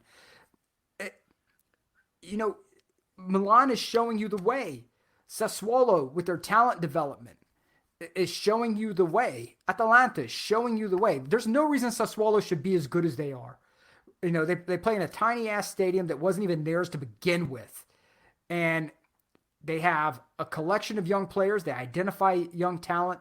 They feature young talent. Scamacca is going to be the next player who's already rumored to be in Milan's crosshairs. And then they bought Luca Moro, who was with Catania, lighting it up in Serie C, was on loan from Padova. They brought him in at a steal. You have, again, Atalanta's player development. They're cash flow positive. They survived the pandemic being cash flow positive. How do you do that? Talent development, playing young players. There's a future in it. I mean, make good blanking financial choices, and hopefully it changes. Hopefully it does, but we'll see. But as long as teams like Salernitana are bringing in guys like Franck Ribéry and, Venezia with, they're bringing in some older guys as well. My brain's all over the place, but we're going to keep having this. And, Di Maria is talking about being a free transfer to Juve. There's plenty of young talent out there. Just give them an opportunity. And if you fall to like 5 or 6, great. Stack the deck with younger players and raise them up as a unit. And yes, that's exactly the conversation when Pirlo left was, there were people who Juve was in a weird position because Juve had such a stranglehold on the league for so long. They felt they in Juventus land, which is right next to the Peter Pan's land of make-believe, thought that they were 2 steps away from winning Champions League. They weren't. They had a flash of the pan moment, and they got to the final. And that getting so close made them do full heel turn, right? And when they got close, and then they got a little further back, they could feel it slipping. They went and they did the Ronaldo deal, and they went all in on the Ronaldo deal. And it was extraordinarily stupid for them. They kept the stranglehold on Serie A. They got nowhere fast in Champions League. And as a result of that, people were looking for the next thing. And when they brought in Pirlo promised to open things up, get away from Allegri's ridiculous hyper defensive tactics, play youth players, be daring, and he did that. But for certain segments of Juve land, they didn't feel like it was enough. We're not winning enough. We're not dangerous enough. We aren't progressing in Champions League the right way. Well, I'm sorry. Pirlo did better than Allegri with largely the same roster. So make it make sense, All right, we got Vanessa bringing in Nani. That's it. We got 2 things. We've got one, Argentine referees do not play. This guy's throwing cards like a blackjack dealer. He gave a goalkeeper a time-wasting yellow in the 23rd minute. I like this guy. And 2, we have updates from the Manchester City party that I guess is still going at this point, which is nuts. This was an hour ago. Pep Guardiola and Chiqui Begiristain, one of the CEO, director of sport, one of Pep's old friends from Barcelona who was there and created the plan to bring Pep in. They are singing and dancing along to Don't Look Back in Anger. We're getting these reports out of Manchester. Okay. It's absurd. The Oasis catalog. It'll be a one. I mean, it's Manchester City. Of course it's going to be the Oasis catalog. Katie, I don't think Venezia is going to ditch the Americans. I think it's more of because their program is built differently than a lot of the other ones in that Niederauer, who owns the club, a former owner of he's the previous owner of the Dow Jones or NASDAQ, I want to say. Yeah. He has stated in an article that they weren't even expecting to be in Serie A this early. Like their plan, their business model, a little bit, was to be in Serie B up until now, and just now be knocking on the door to get in Serie A. So they. And from what they've said, have been playing with house money this whole time. They'll be okay. They don't have to have a fire sale. Right. And so the contracts that are written have 2 dollar amounts. One if you're in Serie A, one if you go down. The high end players typically have clauses that allow them to be released in the event of relegation, but in this case, I don't see that happening at all. If anything, I see them investing and going with managers, and you saw this from the rumors that were circulating with Gio Savarese being in the. That's been debunked at this point. Yeah, it's been debunked, but let's say that there was a shred of truth to it. Let's just say there was a shred of truth to it. It would show that they're looking for managers who understand that they're going to be playing on a fiscal budget and that they are going to not be able to get any player they want whenever they want. So it's going to be interesting. They're not going to go interesting. dominate in Serie B. Like, they're going to still have to fight in Serie B. Yo, yeah. I don't care if you have a Serie A roster. When you go down to Serie B, it's a different. And this is not. Don't look at this as an England relegation where it's like, oh yeah, they'll bounce back up because they got a parachute payment. Parachute payment? No. What? I wish the guy had parachute payments. Yeah, parachute payments. We do have the other situation with the relegation side. I'm with you. I think Venezia will be okay. Salernitana got blown out on the last day, and it's Cagliari's spot to stay up if they can take it. They couldn't. They end up drawing. If they had won at Venezia, then they would have stayed up. They didn't. Well, then things got kind of ugly on Sky Sport Italia. So the president of Cagliari, Tommaso Giulini, he refused to take any responsibility for getting relegated. Of course. He got into an argument with the presenters on Sky Sport Italia. Salernitana lost at home 4-0 to Udinese. Cagliari couldn't get a win at Venezia. Giulini said it's only right to congratulate Salernitana. President Iervolino took over a club in an incredibly difficult situation. Thanks to the work of Walter Sabatini and David Nicola, they had a run of great results. He said, after selling Nicolo Barella, we tried a change of strategy by bringing in important players, raising the salary cap, and it did not pay off. As 3 years later, we are relegated. I can only apologize to all those who work for this club and the fans who come to Venice this evening. We brought in important coaches, but that didn't help either. Then Giulini was asked about reports that Cagliari were in the process of a takeover. And his response to that, Fabio Caressa was the presenter who asked him that. His response, the president of the club said, I won't even reply to you, Caressa, as you were the first to throw us under the bus last week. You repeated this report about investors trying to buy the club during the most delicate week of the season. Caressa said that blaming rumors on potential new owners perhaps explains why Cagliari are getting relegated, because your view of football and the world around it is not very current. I'd ask you if changing 3 coaches in a single season was the case of your relegation, because those in charge need to take responsibility for their mistakes. Ooh, spicy. That's on Sky Sport Italia. The president of the club getting relegated and one of the presenters getting into a slap fight. Hey. Not a literal slap fight, although I wouldn't put it past them. No. Look, Milan proved that you can get players from anywhere in Italy and have it work. Junior Macias was driving a truck. He was a delivery driver. A truck. Right? He was delivering parts. Scudetto winner. You can find talent if your scouting's right. Yep. That's the problem, is that you have the brain drain in Italy has not been just on the coaching side. It's been on the scouting side too, because a lot of it might be on the leadership side too. Oh, it is on the leadership side for sure.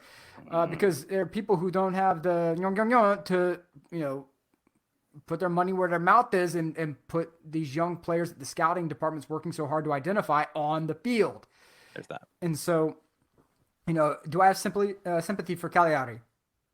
No, I don't.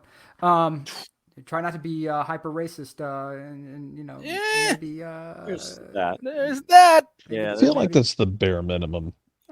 Maybe the Calcio gods can deliver you once in a while. Maybe you can beat Venezia, who's already been relegated. And you know what? Hey, shout out to Venezia for playing.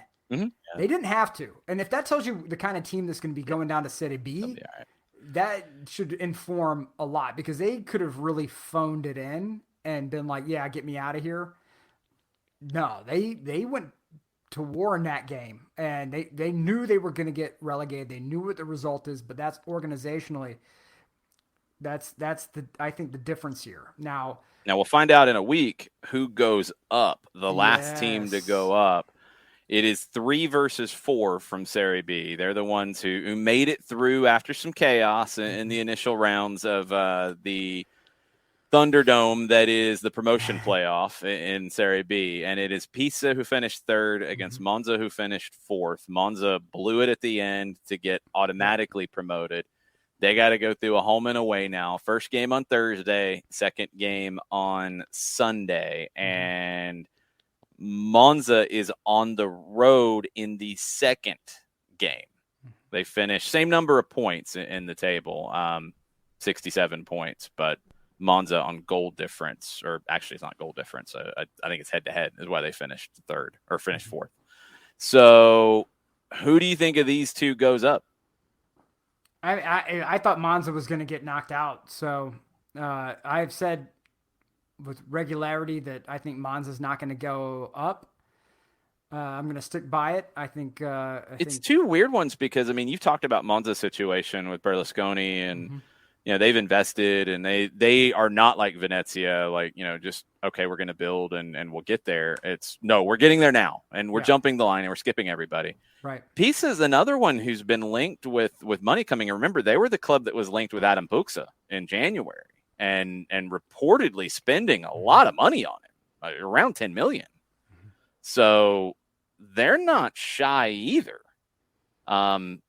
They're not a big goal scoring team, so I get why they'd go after Adam Buxa. They only scored 48 in 38 games. But these are two teams that are pretty ambitious that one of them is going to get into the Serie A for next season. Hey, and I absolutely love it. I think it's wonderful that these some of these Serie B sides, Serie C sides are starting to spend money, that there's starting to be significant investment at that level. If I'm an American entrepreneur or American multimillionaire, billionaire, I'm not buying Serie A. I'm not. I just think that a lot of the Serie A clubs come with too much baggage. I think the ones that are left are not going to be in markets that are going to be open to, you know, new stadiums and new, you know, the ways that are going to be necessary for you to generate any sort of revenue with any sort of speed. But the Serie B sides, the Serie C sides, the Sicilian clubs that are there, some of the Southern Italian teams, let's go. And they'll take you. Yeah, absolutely. You want to build a new stadium here? Yep. Whatever's going to get us across the line to fight for those tourism dollars, do it. And whatever puts us on the map, let's make that happen. And so I think that's what you're going to start seeing. And there a lot of these Serie B owners understand that if I make myself and make this club more attractive, one of these billionaires is going to come knocking on my door next, and I'm going to get a windfall from it. So I can invest a little here, invest a little there, and give at least the illusion that we're competitive. Somebody's going to come in and buy it. I'm going to make some decent cash. So it's just as self-serving as it is anything else. I have no problem with it, though. Yeah, get money, get competitive. And so as long as City Football Group keeps the pink and keeps the Art Deco font, this requirement, go forth and spend. If I were a multi-millionaire, I'd be buying Catania and resurrecting Catania. But or dumping my money into Syracuse. When I win the lottery, I'm in. We'll go do it. We'll take over. Right. We will not go by Hamburg as a Bundesliga club. They did not win the promotion relegation playoff in Germany. Hertha Berlin. Hamburg didn't get it done. Hertha Berlin overturned the 1-0 deficit in the first leg on the road today, and they go to Hamburg and get the win. Early goal in the 4th minute, and they were level there. They got a goal in the 63rd. So Hertha keeps their spot. Let's get into the rumor and innuendo stuff because we've got one big one to get into and some other stuff to talk about as well. We mentioned some of the Maurizio Pochettino stuff. Original reports this morning, L'Equipe said that they were looking to bring in a new young manager to replace Pochettino. That changed by the end of the day in France, that Kylian Mbappe really likes Pochettino, so they're going to keep him. And then they're going to make a run at Pep when his Manchester City Tic-tac. deal ends, which, yeah, whatever, anything. Tic-tac. Sure. I too would Also, like to make a run at Pep Guardiola as a yeah, manager. yeah, there's also a lot of talk that Pep's going to extend his stay in Manchester because he's very Well, happy. until he He's comes to winning MLS and coaches in NYCFC after Ronnie Diallo wins like Correct. more titles. Yeah, He'll when I do was that when he 20, I wants made to. a run at Jessica Alba. It didn't work out. I don't think he actually did, at all. I think that was I just did make a run at Kathy Ireland when I was 16, though. Oh, That's a true story. Yeah. okay. Shoot your shot.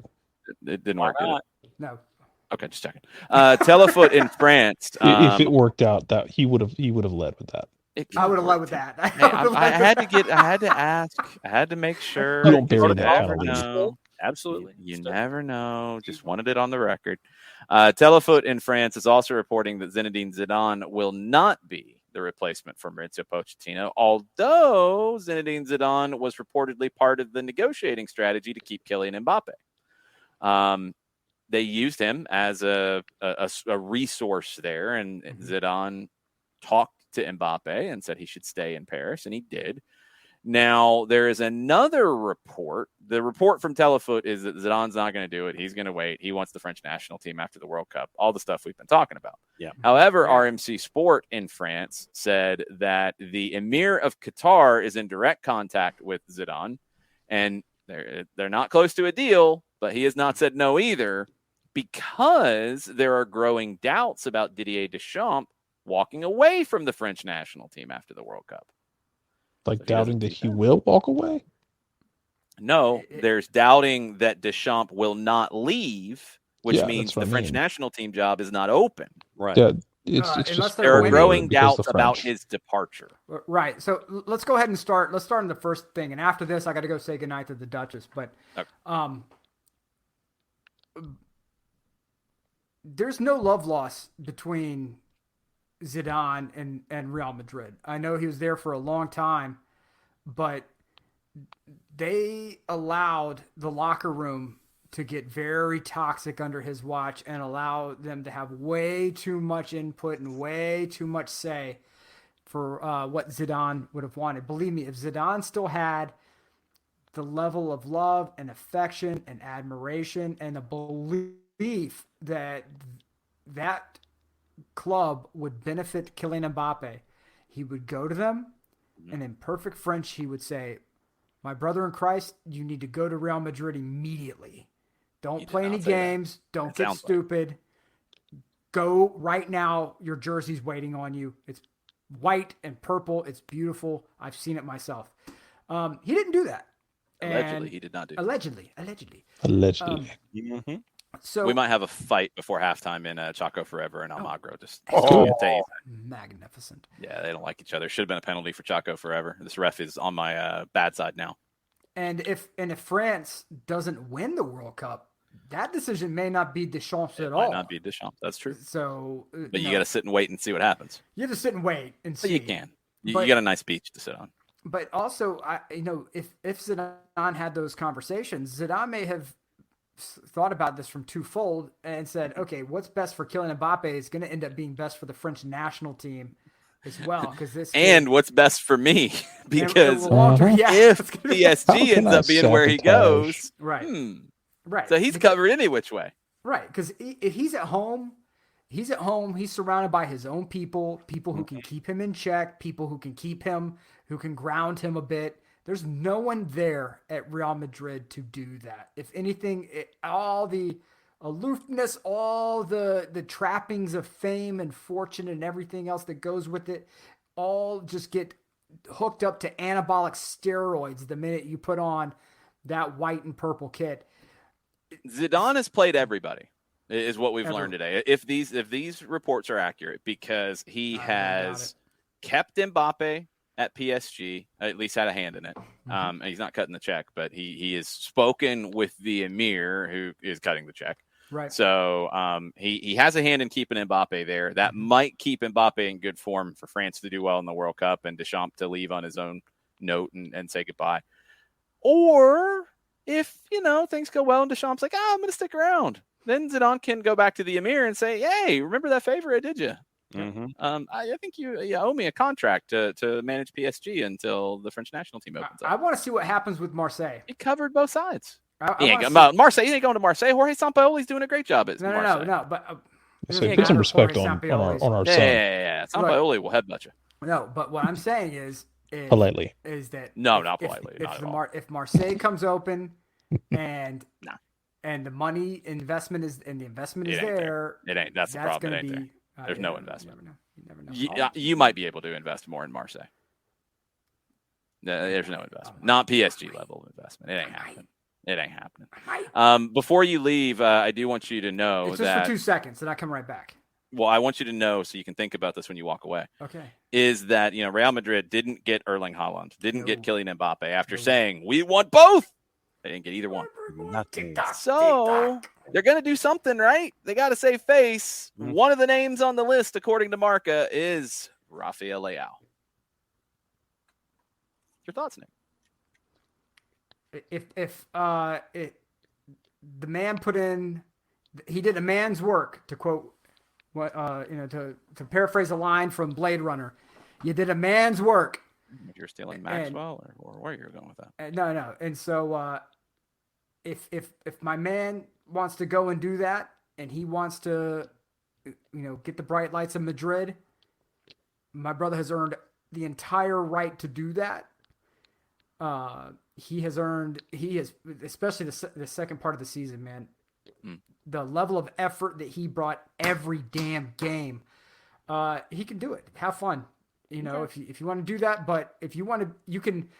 I will say this: you can go, and you can be a guy at Madrid. You can be a guy, part of a long list of guys at Madrid. There are a bunch of legends, a ton of legends. There's also a bunch of guys, or you can be a god at Milan. It's up to you. Make your choice, because once that new big money comes in, you're going to get paid. You're going to get paid big time. And his release cost is $125 million. So, I mean, if you're going to play that to release it, give it to Maldini. Give $125 million to Maldini and let him cook. But he's earned it. If he wants it, he's earned it. Let him go. But okay, go say goodnight to the Duchess. All right, I'll be back. Everybody says goodnight. All right, so we got to get into this Mbappe nonsense because La Liga has completely went bat-ish. Yes. La Liga will take legal action over PSG re-signing their own player instead of him going to Real Madrid. Yeah. Moments before the announcement, it had already been pretty much announced. La Liga released a statement confirming an ESPN report that the league would be filing a complaint to who, I don't know, over an alleged breach of finance rules for PSG re-signing. They said they'll file a complaint against PSG before UEFA, the French administrative and fiscal authorities, and the European Union authorities to continue to defend the economic ecosystem of European football and its sustainability. Meanwhile, the team that was trying to sign Kylian Mbappe tried to break away from all of that and start the Super League. La Liga said this type of agreement attacks the economic stability of European football, putting at risk hundreds of thousands of jobs and the integrity of the sport. It's scandalous that a club like PSG can close such an agreement while those clubs that could afford the hiring of the player without seeing their wage bill compromised are left without being able to sign him. If you have the money to sign him, you could just sign him. Like, what? He either wanted to come or not. What? No, I'm not even talking about that. I'm saying PSG, like, they want to pay him, they can pay him. Yeah. PSG is assuming an impossible investment, seeing that it has an unacceptable wage bill and large financial losses in prior seasons. Does their owner want to spend the money? It is violating current UEFA and French economic control rules. I think financial fair play has been suspended due to COVID for a while. So anyway, yes. Javier Even Tebas if it hasn't been, it's not like PSG is actually going to be like. Yeah, it doesn't matter anyway. It's like Nick Saban complaining about Texas A&M on a stage in Birmingham where he's trying to get more money for his program. Yeah. Anyway, Javier Tebas called PSG's renewal of Mbappe an insult, in all caps, to football. What PSG are going to do renewing Mbappe with large quantities of money, like, I don't know what else they'd be signing him with. Mm-hmm. Who knows where and how they pay it, in parentheses. This is on Twitter. Javier Tebas on Twitter. Javier Tebas went to the Bird app to complain. There you go. He's the president of La Liga, and he opens up the Bird app to start tweeting, and he throws in parenthetical insults. Who knows where and how they pay it. They're going to pay him after posting losses of 700 million euro in recent seasons, and having a wage bill of over 600 million euro is an insult in all caps to football. Al Khelafi is as dangerous as the Super League. Pot kettle. Yeah. Anyway, he attacked UEFA's financial fair play controls as being inadequate. What isn't understandable is that PSG are able to reject offers like the one they received for Mbappe, talking about last September when Real Madrid reportedly offered a lot of money last summer. He said it in September after that. The controls in France are failing. They're doing damage to the European market. UEFA's system is mistaken. We're going in the wrong direction. And then you got to remember, though, like last year after the Super League nonsense, Tebas and Al Khelafi were on the same side. Of course. Because Tebas was fighting Real Madrid leaving. Now he's backing Real Madrid to sign Mbappe. Yeah, all of it makes no sense. It's so stupid. Like the league getting involved in it is one of the dumbest things I've ever heard. My favorite thing was people on the Bird app talking about like how PSG is bad for the sport. Like, oh, come on, y'all. We all enjoy this. I mean, let's be honest here. Even those of us that don't like PSG, we enjoy watching PSG spend a bunch of money and then tripping over their own dick in the Champions League. I think it's hilarious every year. Who cares? It's their money. Let them spend it however the hell they want. It's their money. I'm amused Mbappe by their got paid. eternal failure. Good for Mbappe. He gets paid. Yeah. Like I don't really care. I mean, I don't have the kind of money to compete for it, so I'm not going to be crying about it on the Bird app. Nope. Like, and no, Tebas is not even his team. I got better things to do than to carry water for freaking Madrid. After they tried to leave your league. Yeah. After they tried to walk out the door. I got better things to do than to carry water for that club. They tried to leave out the back door of Javier Tebas' house. Mm-hmm. They tried to leave. And now Tebas is the one sitting there running his mouth about this is bad for soccer. Now he's trying to back him. Mm-hmm. It's stupid. Yeah. And man, silly season's going to get even dumber because now Real Madrid, whether Javier Tebas is caping for him or not, they've got to save face. Mm-hmm. They got to do something. Yep. Because and look, do they have to from a soccer perspective? No, they don't. You gotta worry about Benzema's age a little bit. You got to worry about Modric's age. They've both been brilliant. You got to plan for that a little bit. Mm-hmm. Sure, you can upgrade some things. Sure, you got some things to do. Okay, whatever. But you don't have to do any of that from the soccer perspective. From a PR perspective, because Florentino Perez loves the PR game. Mm-hmm. That he does. No, Ricky, that's not how you save face. I have to disagree with you. Winning Champions League would be great, but this was bigger than Champions League. The talk about, because that'll be fleeting. The talk was you were going to sign Mbappe and Haaland, and you're not going to sign either one. And now they're going to go sign somebody. They're not just going to sit, especially if they lose Champions League. If they win it, they're still going to have to do something beyond just winning that trophy to say, yeah, we didn't get those guys we said we were going to sign and we were strutting around about. But no, I think what I worry about, because if they go get Rafael Leao and they can cut the check for the release clause, that's good to spend the money. That's fine. What I'm interested by is if they're not able to go spend their money well. Mo Salah is a name, Sean, and that's a very interesting name because he's talked about wanting to play in La Liga, which is also very interesting.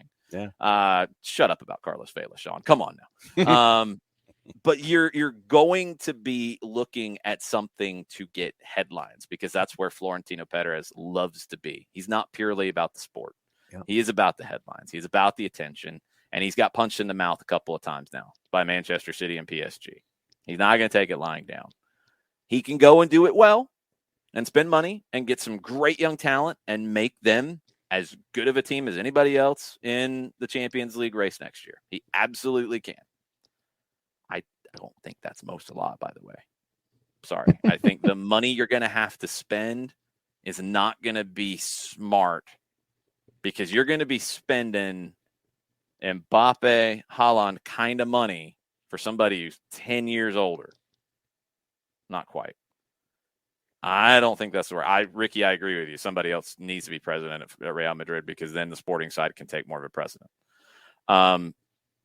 If you go get Leao, good business. If you go get somebody of that ilk, good business. Osimhen looks like he's going to stay at Napoli, according to reports in Italy. 100 million is too much for him anyway. 75, 80, good ballpark. You can go and spend money and be fine, or you can go and spend stupid money. And we'll see what Real Madrid does. But I think they're going to go and spend money. I don't think they're going to stand pat. I just don't think they can afford to after all of the public statements and the amount of pressure they're going to get of, hey, what happened there, Florentino? Mm-hmm. You tried to do a Super League. That didn't work for you, did it? You tried to sign Erling Haaland. That didn't work for you, did it? You tried to sign Kylian Mbappe. That didn't work for you, did it? Yeah. What are you going to do, Florentino? El Chiringuito's screaming right now, all those things and horrible insults. I'm waiting for them to It'd be bad business, but I could see him doing it. Absolutely. Salah or man, if they hadn't turned life around at Tottenham, I could have seen them starting to call up for Harry Kane just because it's a name and that'd be smart business. That'd be absolutely smart business. Yeah, I mean, you have Karim Benzema. Like, it's not like you have to go get it. Karim He's Benzema is. What about Son? Go get him. Man, I was about to say you're not giving up the Son. Tottenham question there, where I think Tottenham does enough to keep Conte around for the last year of his contract. I don't think he stays past that. Harry Kane works in real life, Coco. That's unfair. Harry Kane, even though he can border being a dirty player quite often, he's a hell of a player. He is a hell of a player. I'm not going to stand for the Harry Kane slander. I will sit for the Harry Kane slander. How about I that? will not sit for it either. I will kick it out the door. Incredible player. Absolutely incredible player. I want to see what Sean, they may do it. They may do it. They need to do something. No. But the problem with Real Madrid is they have to do something stupid. They have to do something. They don't have to do something stupid. If they cut that check for Rafael Leao, that's not stupid. They can afford it. 125 million. Yeah, that's a good buy. That's expensive, but they can afford that. Yeah, they can do it. And he's young, and that should be fine. That should be absolutely fine. You're getting Milan's Gareth Bale's working contract. on the contract right now, by the way. Okay. Like they're working on that as we speak. You're getting Bale's contract off your books, so you're gonna have some money freed up there. You've already got a and some tea times freed up. Yes, if somebody wants to play golf, they're going to be able to get on courses in Madrid because Gareth Bale will be somewhere else. Yep. All the things. But yeah, they're going to do something. I just hope they don't do something stupid. I hope they turn around and do something smart with it. But we'll have to wait. But to your point, yeah, like a guy like Son, Nick, I mean, it would be stupid expensive because he did just win the Golden Boot. Go do it, Real. If you're going to cut the same amount as you would for Mo Salah for Son, I'll take Son. Yeah. I'd take that. That would not be stupid. Signing Harry Kane would not be stupid. Also, signing Mo Salah for that kind of money at 30 plus would be stupid. I think. Yes. And we are always in the business here. We are always in the business. What business are we in? We are in the business of expanding the market to South Korea. Yes, we are. Yes, we Real Madrid are. would do that. You don't. They're absolutely be over the moon if we get to bring in the guy who won the Golden Boot in England, and we get to put a bunch of Real Madrid jerseys on the streets of Seoul. The Asian market, yeah. Kylian Mbappe is now slandering all of South America. That's a new one. Kylian Mbappe is going to catch some hands if he's not TNT careful. Sports Brazil and ESPN in Brazil have a quote. It is translated into English by another source. Kylian Mbappe, quote, South American football is not that advanced compared to Europe. That's why in the last World Cups, Europeans are always winning. That's true. I mean, he's not incorrect. I don't know if I would say it's not that advanced. No. That's not the reason. Somebody chose violence today. Well, okay, Killian, how about this? How about your super team's not advanced because y'all can't get to the damn finals of Champions League. So I guess everyone else is more advanced than you. Yep. I mean, how about you stop playing FIFA for 5 minutes and get a real sporting director in there, unlike that bum Leonardo. So how about that? Look, I think it's so funny that we're going to make a jump here and say that he actually said this crap. ESPN's quoting it. I'm sure he said something along these lines. But, you know, to be a part of a club team that can't seem to do much of anything outside of France, you're trying to pull up some mighty big drawers, my man. So if you got those things clunking, why don't you go ahead and hop yourself Those things clunking. Get yourself to the Champions League final. I mean, other than that, you don't seem to have the minimals. So do something. Now, we've talked about some of the other games going on tonight. Speaking of South American football, it's halftime. Chaco Forever still trailing 1-0. It's very upsetting. Deportivo Cuenca and Orense in Ecuador scoreless. There was supposed to be a game in the second division in Brazil, but it was stopped because of rain. And I was kind of like, it says it stopped because of rain. No, Ricky, they don't. Rain. I was like, what? Why are they stopped because of rain? There are videos of a fan on, I guess, in the moat or around the stadium, like right off the pitch, literally able to swim. He did the breaststroke. Can I this water that is collected? Nick, back me up on this. Can I give you all some advice and to never swim in floodwaters? No. Yeah, you don't. Never. I mean, this is at least just right there, but I don't want to know why it's back up. But you should never swim in floodwaters. It's in a stadium. I don't care. That doesn't make it better. I'm just saying, like it's not. Doesn't make it better. It's not. I didn't say it was good. Don't swim in floodwaters, kids. Don't do it. It's stupid. But I mean, Also, Luis Suarez is saying that maybe he plays in Miami with Lionel Messi at some point. Just saying. I could see that. Like Luis Suarez is pulling. He's a good buddy. We got to talk a minute about Luis Suarez going from being a guy who was like villain number one because he kept biting people. Now he's just quietly turned into this like veteran who just puts up numbers and everybody has come to really like. He's just doing a Jericho. Yeah, a little bit. He said he hasn't decided where he's going to play next season. He's received proposals from clubs in Argentina, in Brazil, in Mexico, but he wants to play at the top level. He's focused on European football right now. World Cup at the end of the year. Yeah, he's probably going to try to get a 1-year deal somewhere. Aston Villa has been linked with him before. Yep. Good buddy Stevie G. Things could happen. Wouldn't be shocked. But he was asked about Miami and Messi. I was trying to find the quote. Basically, he's like, never say never, kind of the generic stuff. But he has been linked with Miami in the past. It's not going to happen right now. But could it happen down the road? Sure, it could happen down the road. But he's kind of in the same boat, except he doesn't have a contract for next year. Everything's about the World Cup. It's going to be his last. He's got an opportunity with Uruguay to be there and potentially make noise. Everything is focused on that. He wants to be playing at the highest level ahead of that, and we see what happens. Yep. On the Twitch pitch, for those who are on the listening side of things, Ricky and I want to say Sean asked earlier, does PSG win the Champions League in the next 3 years? No. Nope. No, they don't. No. I don't know. I mean, it's a Champions League. So much of it depends on so many different things. And I think my questions about PSG, you're going to have one of the best players in the world in Mbappe. No question. You're going to have talented guys around it. Yeah, but Jared, I mean, the thing is about Champions League, people try to draw too many conclusions about Champions League. There's so many variables in it. Could PSG win it the next 3 years? Absolutely, they could win it the next 3 years. I'm not going to bet on them to win it. No, not based off the history. But I'm not going to do that either, though, John. I'm not going to be like, there's no chance, forget it, never happening. No, because they get a good draw. Teams get upset. Yeah, they can absolutely win the thing. It's a tournament. It's a crapshoot. It's not. Look, it's not a complete crapshoot. Like the Bulgarian winner's not going to go win the thing because it's a total crapshoot. No, right. But it's like the NCAA basketball tournament. You have a core of teams that can win it, that have the level to win it. They're one of those teams. They absolutely PSG is a team that is not getting any younger. They've been getting a lot of free transfers from aging stars. They have consistently shown that there is a massive disconnect between the leadership hierarchy at different levels.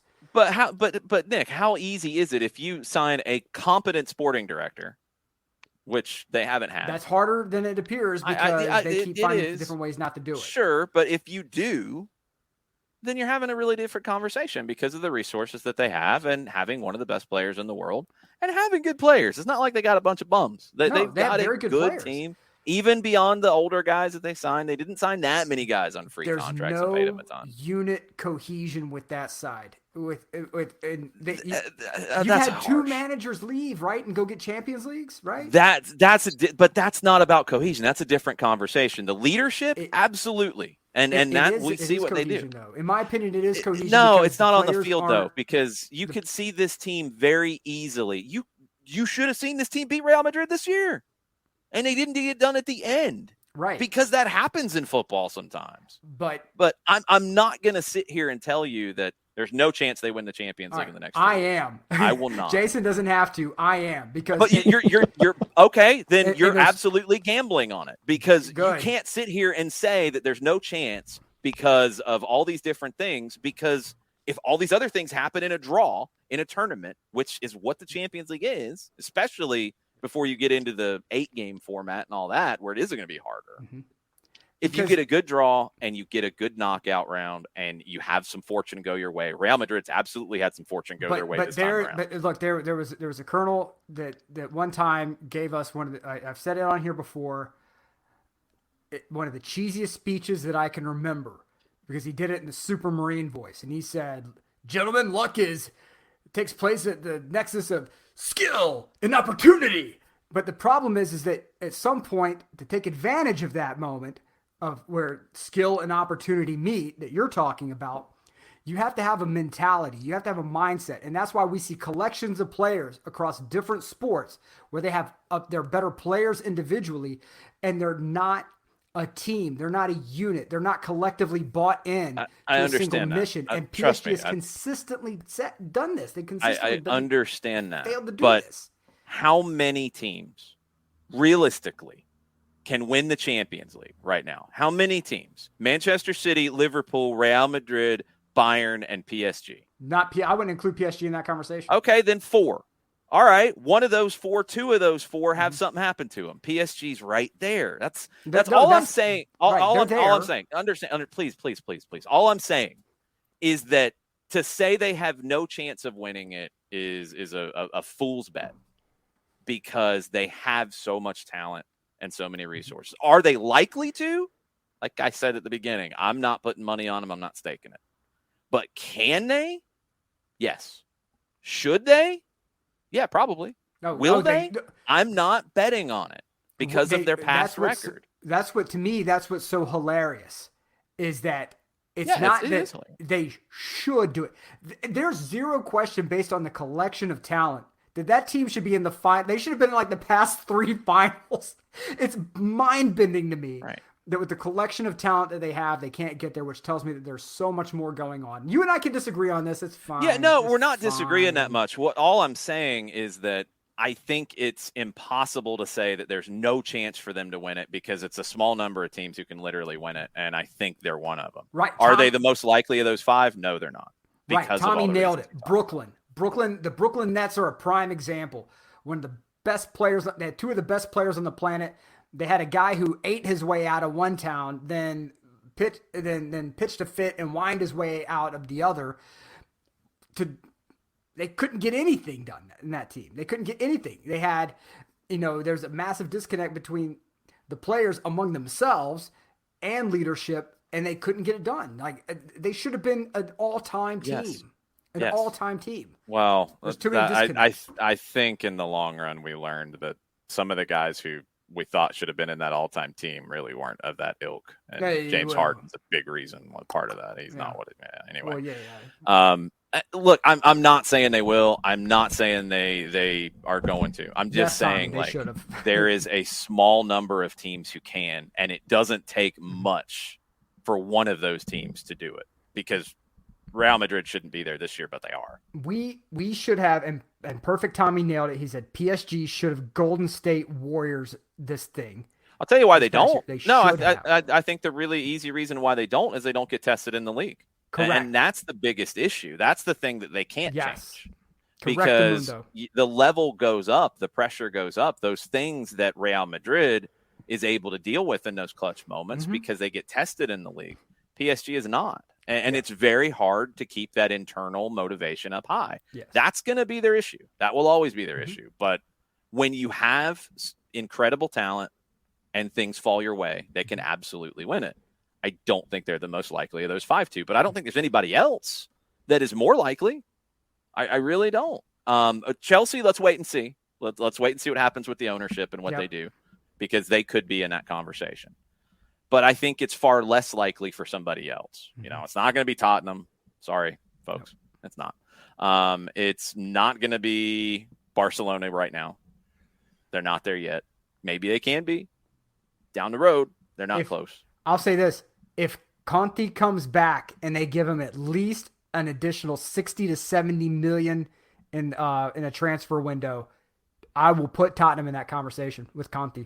With Conte in a tournament, yeah, they could be there if they invest properly. Only until the semifinals, though, because he can't get past the semifinals. There it's it not is. going to happen. That's waiting for the sword of Pettycles to fall. All I'm saying. That's a Syracusan story, by the way. The sword of Damocles, by the way. That's all I'm saying. We're trying to bring everything back to you tonight, Nick. It's okay. I appreciate that. Champions League is not the ultimate barometer of quality.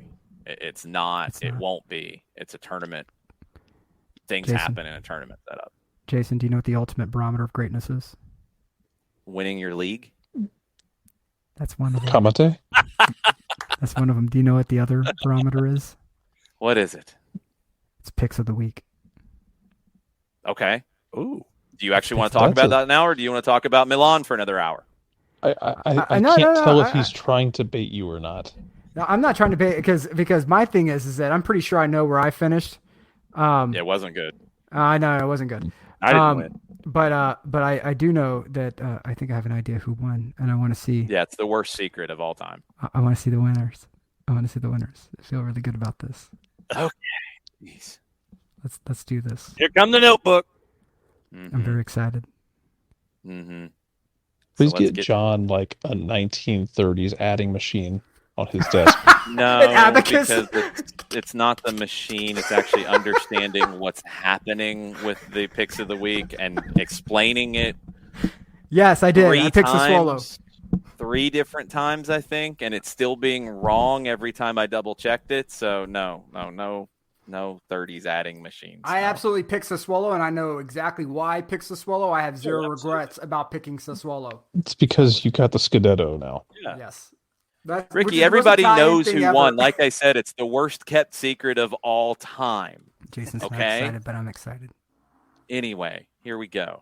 Picks of the week. I'm very excited. Tuesday, it was Boca hosting Corinthians. Boca Juniors! Nick and the Twitch pitch picked Corinthians. Wrong. Everybody else picked Boca. Wrong. We started all minus 100. Sweet. Attaboy. Wednesday, Brescia hosted Monza. John, Nick, and the Twitch pitch picked Brescia. Wrong. I picked a draw. Jarrett picked a draw. Wrong. Everybody started minus 200. Man, that's garbage. We all suck. That's a great Look start. at how angry Jason is already. We're all minus 200. That's terrible. When you all went, I mean, this is first. I think this is the first time that we've all missed. It's the first time everybody's missed the first 2. It's been an ongoing thing for everybody to miss the first one. Everybody misses the first 2. Thursday, finally, somebody got something right. It was the Twitch pitch. They picked a draw between Aston Villa and Burnley. They got it right. That got them to 150. Everybody else got it wrong. Minus 300. Friday, Cali Thistle hosted St. Johnstone. I picked Cali Thistle. They suck. St. Johnstone, Nick picked them. The Twitch pitch picked them. They suck, Jarrett. They suck. You picked a draw because you didn't believe in them either. You got it right. John got it right. Y'all moved to 20 on the week. The Twitch pitch was on 50. Nick and I were minus 400 through Friday. We sucked all Saturday. Tigres hosted Atlas. This game was beyond stupid. Oh, my God. So stupid. Beyond stupid. Tigres had a lead. They were going to overturn a 3-0 deficit. Then they gave up a stoppage time goal to Atlas, but they did win the 90 minutes. John picked a draw. Nobody's shocked. Everybody else picked Tigres at minus 149. And they also violated a rule right in Liga MX where they played too many foreign players, so it should have been a forfeit anyway. That wouldn't have got you your draw win. Get out of here, John. Tigres won. Everybody picked Tigres except for John. That put Nick and I at minus 233. Jared at 187. The Twitch pitch at 217. It came down to the last day. Sassuolo hosting Milan. Nick picked Sassuolo. And Jarrett picked the draw. Nope. John picked a draw. Nope. I picked Milan. The Twitch pitch picked Milan. That Who moved won? the Twitch pitch to 361. What is this Who won? nonsense of all of you pulling for everybody except for me? Nick, Who you won? didn't win. You Who finished won? last. You don't get to talk. You finished last. Jared, I'm thrilled for the winner. you were the only other one to finish positive. Man. You finished at 87. Thank you, Inverness, John, for you being were fourth. bad. You did that. Yeah, you picked a draw there. That was the only other thing you got. Who won? I'm getting there if you'd shut your mouth. Jeez. John, you finished fourth. I finished third. Jarrett finished second. The Twitch pitch won with 361. Nick, you did get the prop bet. That got you to minus 233. I'm sorry you sucked, but you didn't suck that bad. Yes. He got the Scudetto. He's happy. Yeah, it's like, this is a Scudetto zone this week. So happy. Mm-hmm. Twitch pitch. I'm so happy for you. Shut up, everybody, and listen. People. You speak for the people. I speak for the people. I am the people. I'm the Twitch pitch. If the people want to see the Twitch pitch, open a can of whoop ass on the Italian Dream Nicoletti. Give me a hell yeah. Hell yeah! I hear you're a giant. Hear you're tall. Above average. 6'5". What? Well, guess what? What? I said, guess what? What? I can still knock you down, What? stuff a mud hole in your ass, What? and then What? walk it dry. What? John Nelson, What? What? always running your mealy mouth, always What? taking What? draws. True. What? You can't pick a winner. True. You don't know what it's like to be one. What? You drink Mountain Dew, What? I drink beer. What? What? And when I win, What? I drink more beer. What? What? And more beer. What? And more beer. What? Vince McLongshoe. Always talking about your wins and your results. Well, the results this week is I just whipped your ass. And that's the bottom line, because the Twitch pitch said so. Is that a LaCroix? It appears. I was like, is that a LaCroix that we're opening, or a beer, or I don't know what it was, actually. I don't know. Okay. What beer was that, Will? I need to know, because that looked like LaCroix or like, I don't know, Bar Great Value Cola or something. What was it? Oh, Dr. Thunder.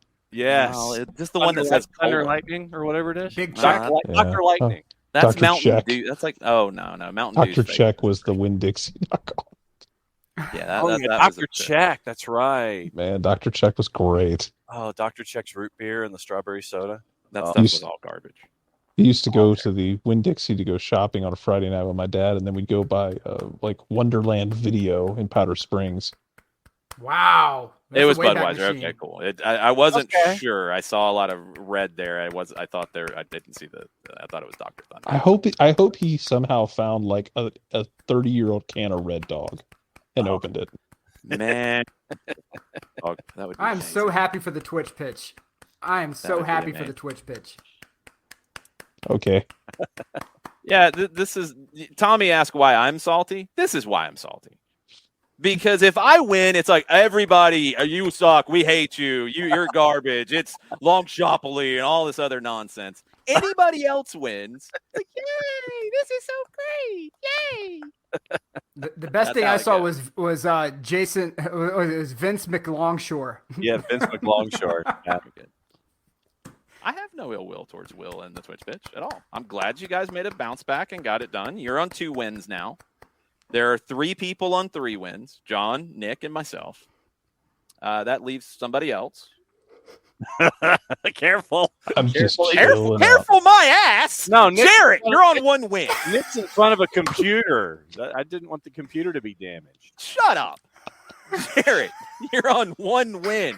What do you have to say for yourself? I make picks like I hit a driver.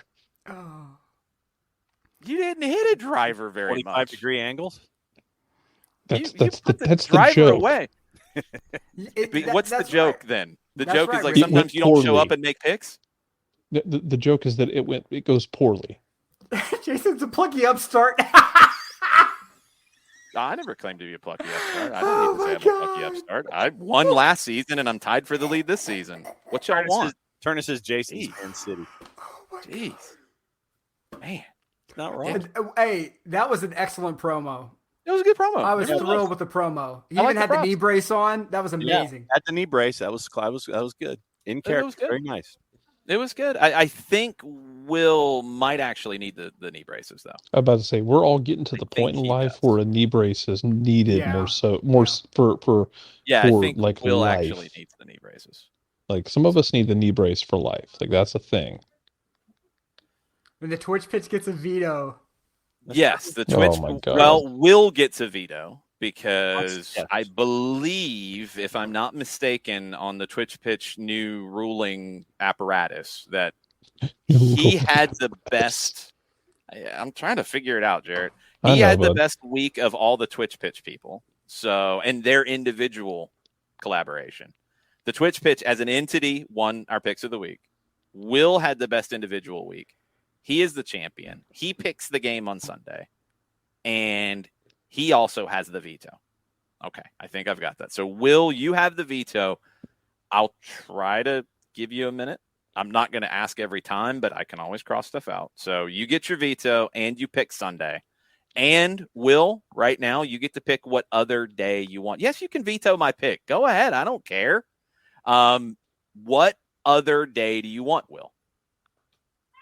Well, you can pick another day. What other day do you want?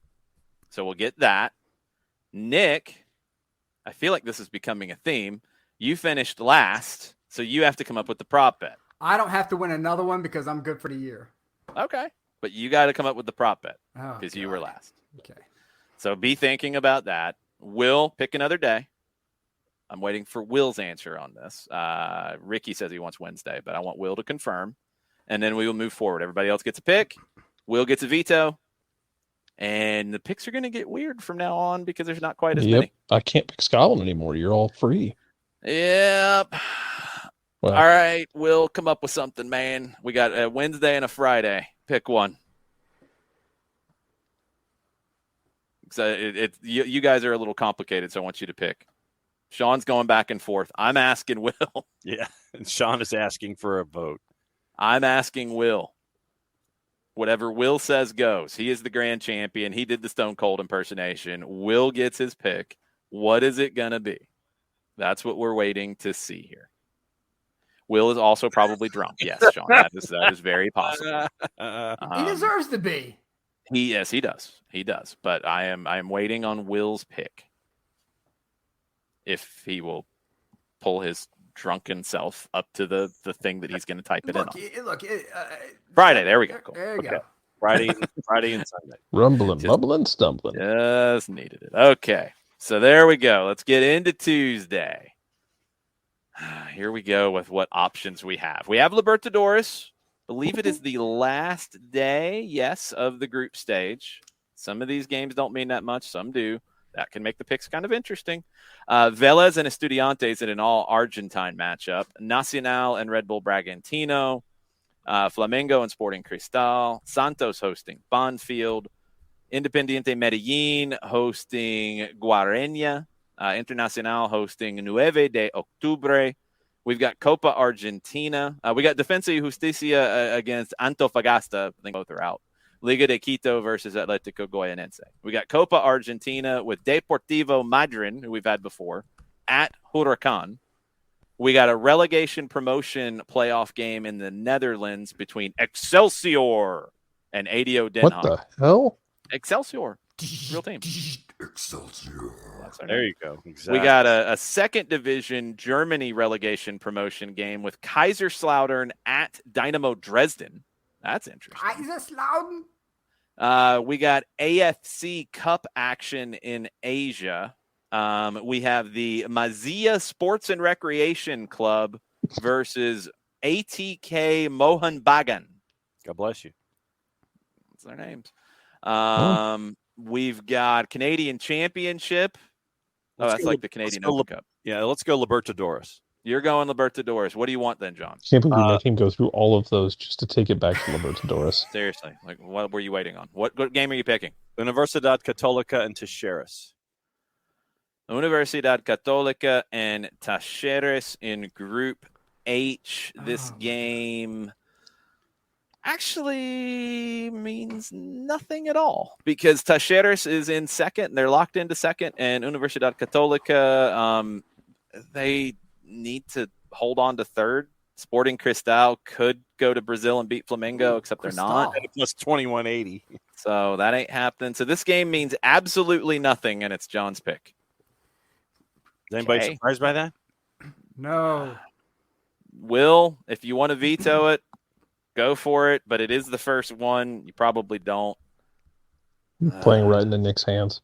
It's bad. All right. So Universidad Católica. If Will says he's vetoing it, please yell at me because I got to write this down. Universidad Católica and He Talleres. will allow it, he says. God, this game's a bum game. In his infinite generosity and wisdom. 138 for Universidad Católica, 230 for the draw. Talleres is a 210.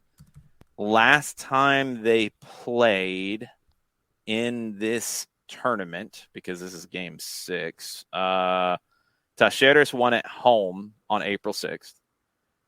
Recent form, Universidad Católica has lost 4 of 6, 1 win, 1 draw. Talleres in the Copa de la Liga, and I guess, no, they haven't played in Copa Argentina. They have 2 losses in their last 6, 2 wins, and 2 draws. Nick, what are you picking? Católica. Nick picks Católica. I'm a good Catholic. I have to. If I don't, John, what do you pick? Come after me. Católica at home. John is picking Católica. I am picking a draw. Jarrett, what are you picking? I, too, am picking a draw because it doesn't mean anything. Yeah, I don't really know what direction to go with that thing, but And just kind of basically everyone show up, try not to get hurt. kind of, yeah. I don't think it's going to be a fun watch. Wednesday, we've got Europa Conference League Championship match. Yep, Roma let's do it. hosting Feyenoord. You want it? Yep. Oh. I don't think that's going to get vetoed. But if it does, maybe he is anti-Jose. Roma and Feyenoord, this is being played in where? Tallinn, Estonia, I think. Jesus. It's at the Air Albania Stadium. Even or better. arena? Tirana, Albania. Okay. Tirana, It is Even in Albania, the Europa Conference League final. I love this tournament. Roma is a 125, 90-minute draw, 240. Feyenoord 220. So they have not played against one another since the Europa League of 2015, where Roma advanced after a 3-2 aggregate win. Roma comes into this win, draw, loss, win, draw, draw. So 2 wins, 3 draws, 1 loss in their last 6.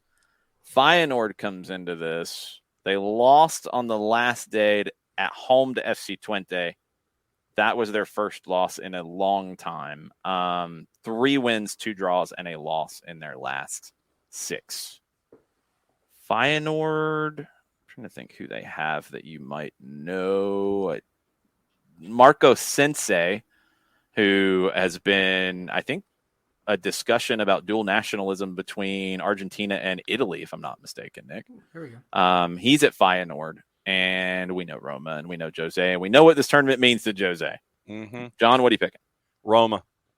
Roma to win outright. I am taking Feyenoord. Jarrett? I am taking the 90-minute draw. Nick? If I am to speak, I would be in trouble. So it's best that I not I speak. prefer not to speak. I will take Roma. Okay. All right. Let's get to Thursday. This is where it gets interesting. We have Auxerre and Saint Etienne in a relegation promotion playoff game in France.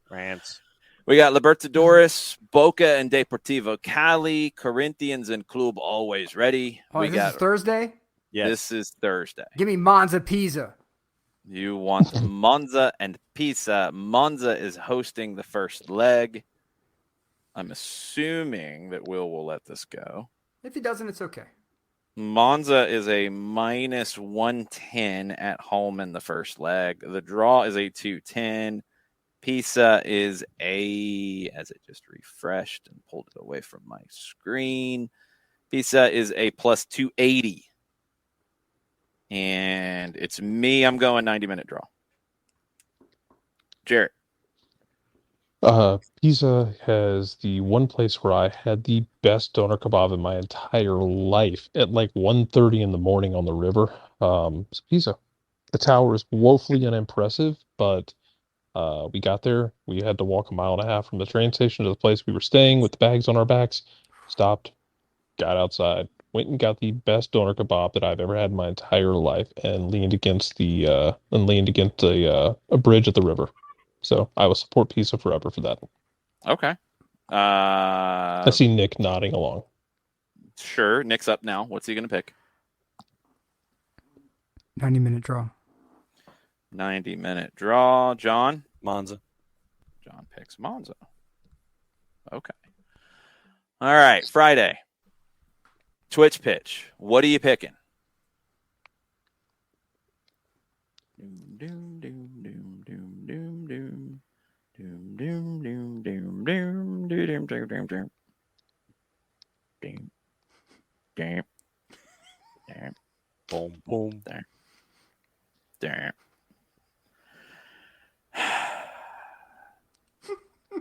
Will, thank you.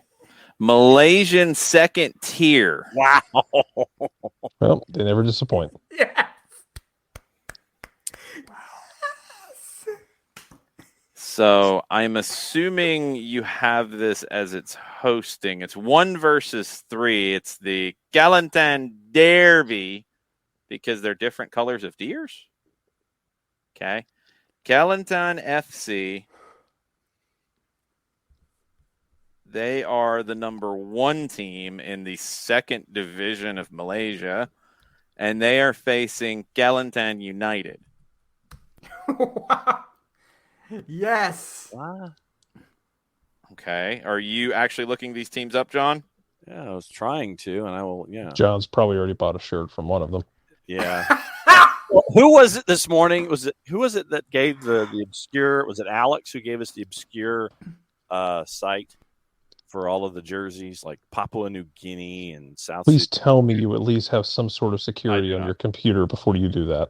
Yes. So he hasn't. You find it. I am going to reload my beer. I will be right back. And Will wants the history from you on both teams. Okay. Is a beer, it sounds like. Actually, the Kelantan Football Club, brought to us by TRW, is actually a really cool logo. The Red Warriors or the Golden Deers, TRW, the Red Warriors or the Golden Deers. Kelantan Football Club was created in 1946 as Kelantan Amateur Football Association. They play in Sultan Muhammad Ivy Stadium that seats 22,000 capacity. And they were 6th in the Malaysian Premier League last year. 3. Nick, are you alive, son?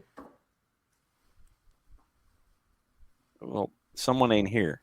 I know what you're referencing. So, first major success in the 2012 season when they won a treble in the Malaysia Super League Championship, Malaysia FA Cup, and Malaysia Cup. The Twitch pitch has short-circuited completely. TRW was founded in 1946. In 1986, the former chief minister of Kelantan State, Ahmad Rastom Ahmad Maher, was appointed as the president. 5 years later, the former Kelantan State secretary, Wan Hashim Wan Daud, took over the post, held the post till 2004.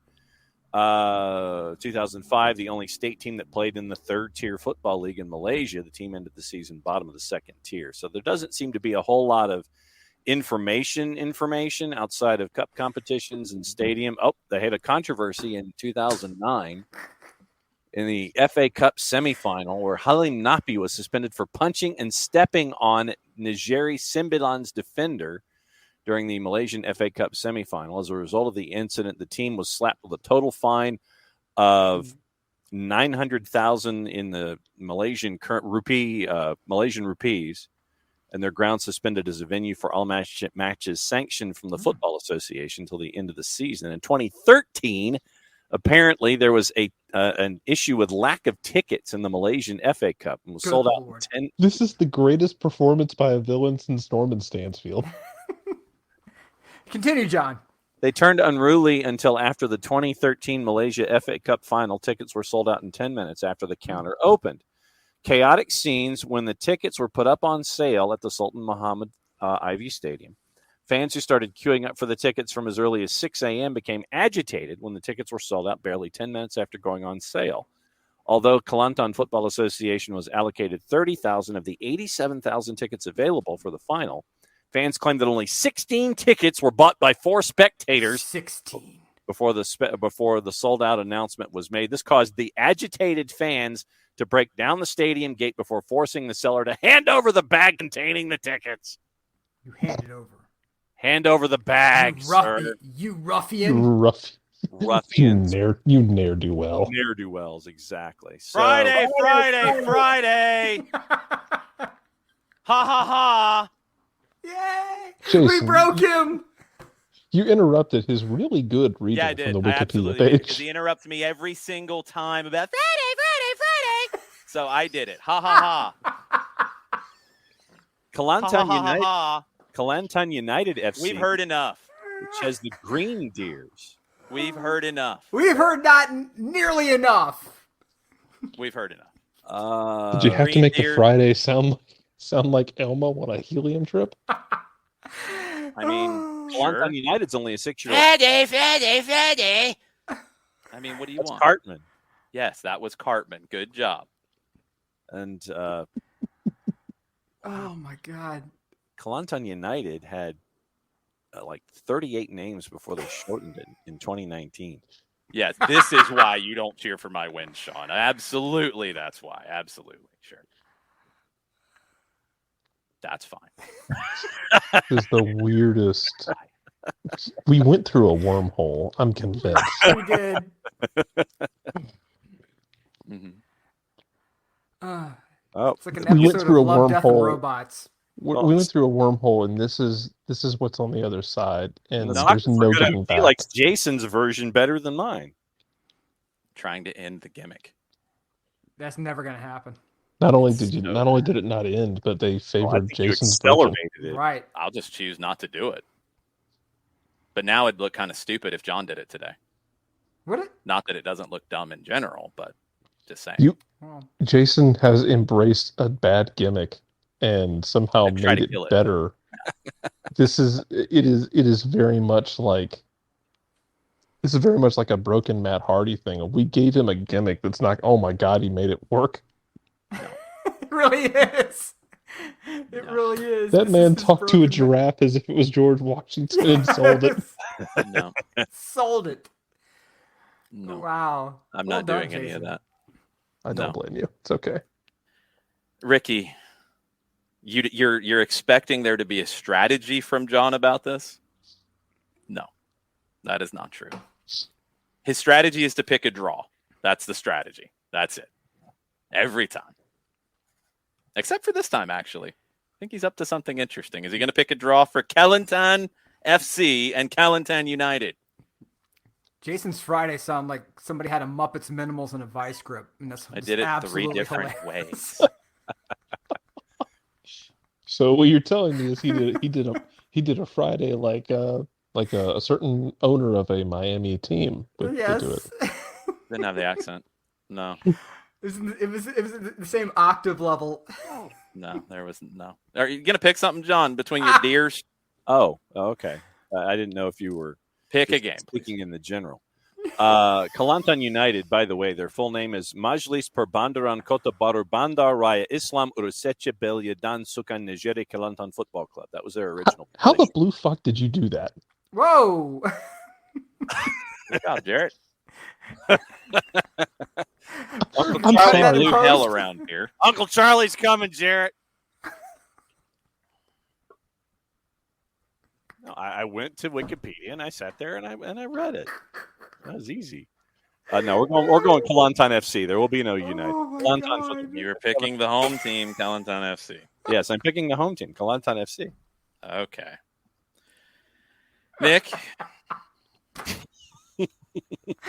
Oh my God, this show is the best. I'm going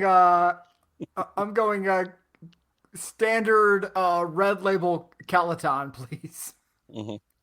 FC, not United. Not United, but just normal FC. Yeah, the one that has the The cool looking antelope looking deer. yeah, the clearly of the feminine variety of the antelope deer. Yeah. Perfect timing. Don't tell me it's a kid's show. Like, wait a You minute. go to Not Philadelphia games, sir. That's also true. Mhm. Jarrett, what are you picking? Oh my God, I don't even care anymore. Just a draw. Just get me off of this. Yeah, I'm going to take United then. Okay. There's no numbers for this game. There's actually numbers for some other games in the Malaysian second division, which kind of worries me. There's not numbers for this one, so Mhm. Yeah, I am broken. I don't care it is anymore. 1 versus 3. We'll see. All right, let's get into Saturday. I have died. I've died a good death. You're DED. Welcome, You did. welcome, Jared. I've been there for a while. Saturday, we have Liverpool and Real Madrid in the Champions League final. This is my day to pick. I'm sure that's what everybody wants me to pick. He I don't ain't. know if I'm going to pick it. We got Just- MLS. I might Ooh. take. I mean, I might take Orlando and Dallas. He's going full heel. This is incredible. I could go USL League One. Union Omaha hosting the Northern Colorado Hailstorm. Early the hailstorm. Rematch Jason's of the gone Open full Cup. Vicky Guerrero, and it is amazing. I could go to the second Excuse division. me, in Argentina. My name is I Vicky didn't say Guerrero. anything like that at all. I could take. Excuse I me. don't know, second division. This in is a Brazil. world-class amount of Could go powering to through Melbourne from City Jason. and Western United in the A League playoffs. Actually, Oh my God. Oh, yeah, J yeah. League, we got Hiroshima hosting the Goya Grampus 8. We got Pitti Martinez and Al Nasser hosting Al Akli Saudi. Ooh. I don't know if they're very good. They're not very good. They're 10th. Al Nasser's 3rd. I think Pitti's doing okay though. Pitti So we're scored happy for last week. Yeah. We want Pitti to do well. Yeah, I hope Pitti's living a happy, rich life. Yeah, he's definitely living a rich life. We know that much. You saw those briefcases. Oh yeah. Things were It's ridiculous. We have a club in the Brazilian third tier named ABC. ABC FC. That's even better. Wow. That's on their crest. And like fake Gremio. Great value Gremio. Brown uniforms. That's red and black, but it's Gremio Esportivo Brasil. Huh. We got third division in Japan. They have a third division. Probably. There's another Yokohama SCC. We Wow. do have the Kakamega Homeboys on the road at the Vihiga Bullets. The Vihiga Bullets have a bullet on the soccer ball in their crest. Not And sure. the Kakamega Homeboys have ears of corn in their crest. I would do this one, but the Homeboys are first in the league in Kenya. Yeah. 60 points. The Bullets, they're 16th. They have 27 points. Yeah, That no. game's going to suck. That's not happening. Can't do it. Sorry, Homeboys. Congratulations on your success, Kakamega Homeboys, though. That's another SDH success story, right? Yeah, it is. Yeah. I think we can claim that. Embrace the SDH, and you too will be blessed. We can claim that. We could go to the Our record's pretty good on that, by the way. yeah. Our record is frighteningly good on that. We could go to the third division in Argentina and take the Excursionistas. Huh? They are at San Martin de Barrasco. The Travelers. Barzaco, sorry. All right, I'll take the stupid Champions League final. Oh my God. There's nothing else to take. I'm not taking Orlando. We'll take Liverpool and Real Madrid. Kind of intrigued by these numbers, actually. Will, are you going to allow that, or are you going to veto the Champions League? I'm staring at the chat, waiting. This is like hyper tense geopolitical drama. I was trying to decide which direction do I go. Do I pick something absurd to get him to veto it and then take the Champions League final? Sean is demanding that they allow it. VTIP. Veto. Vetoed. He's vetoing the Champions League final. Jason, he's saving you from something you don't want. He said, "Hey, Jason," he said, "Send your army." He said, "That's right. You don't have an army."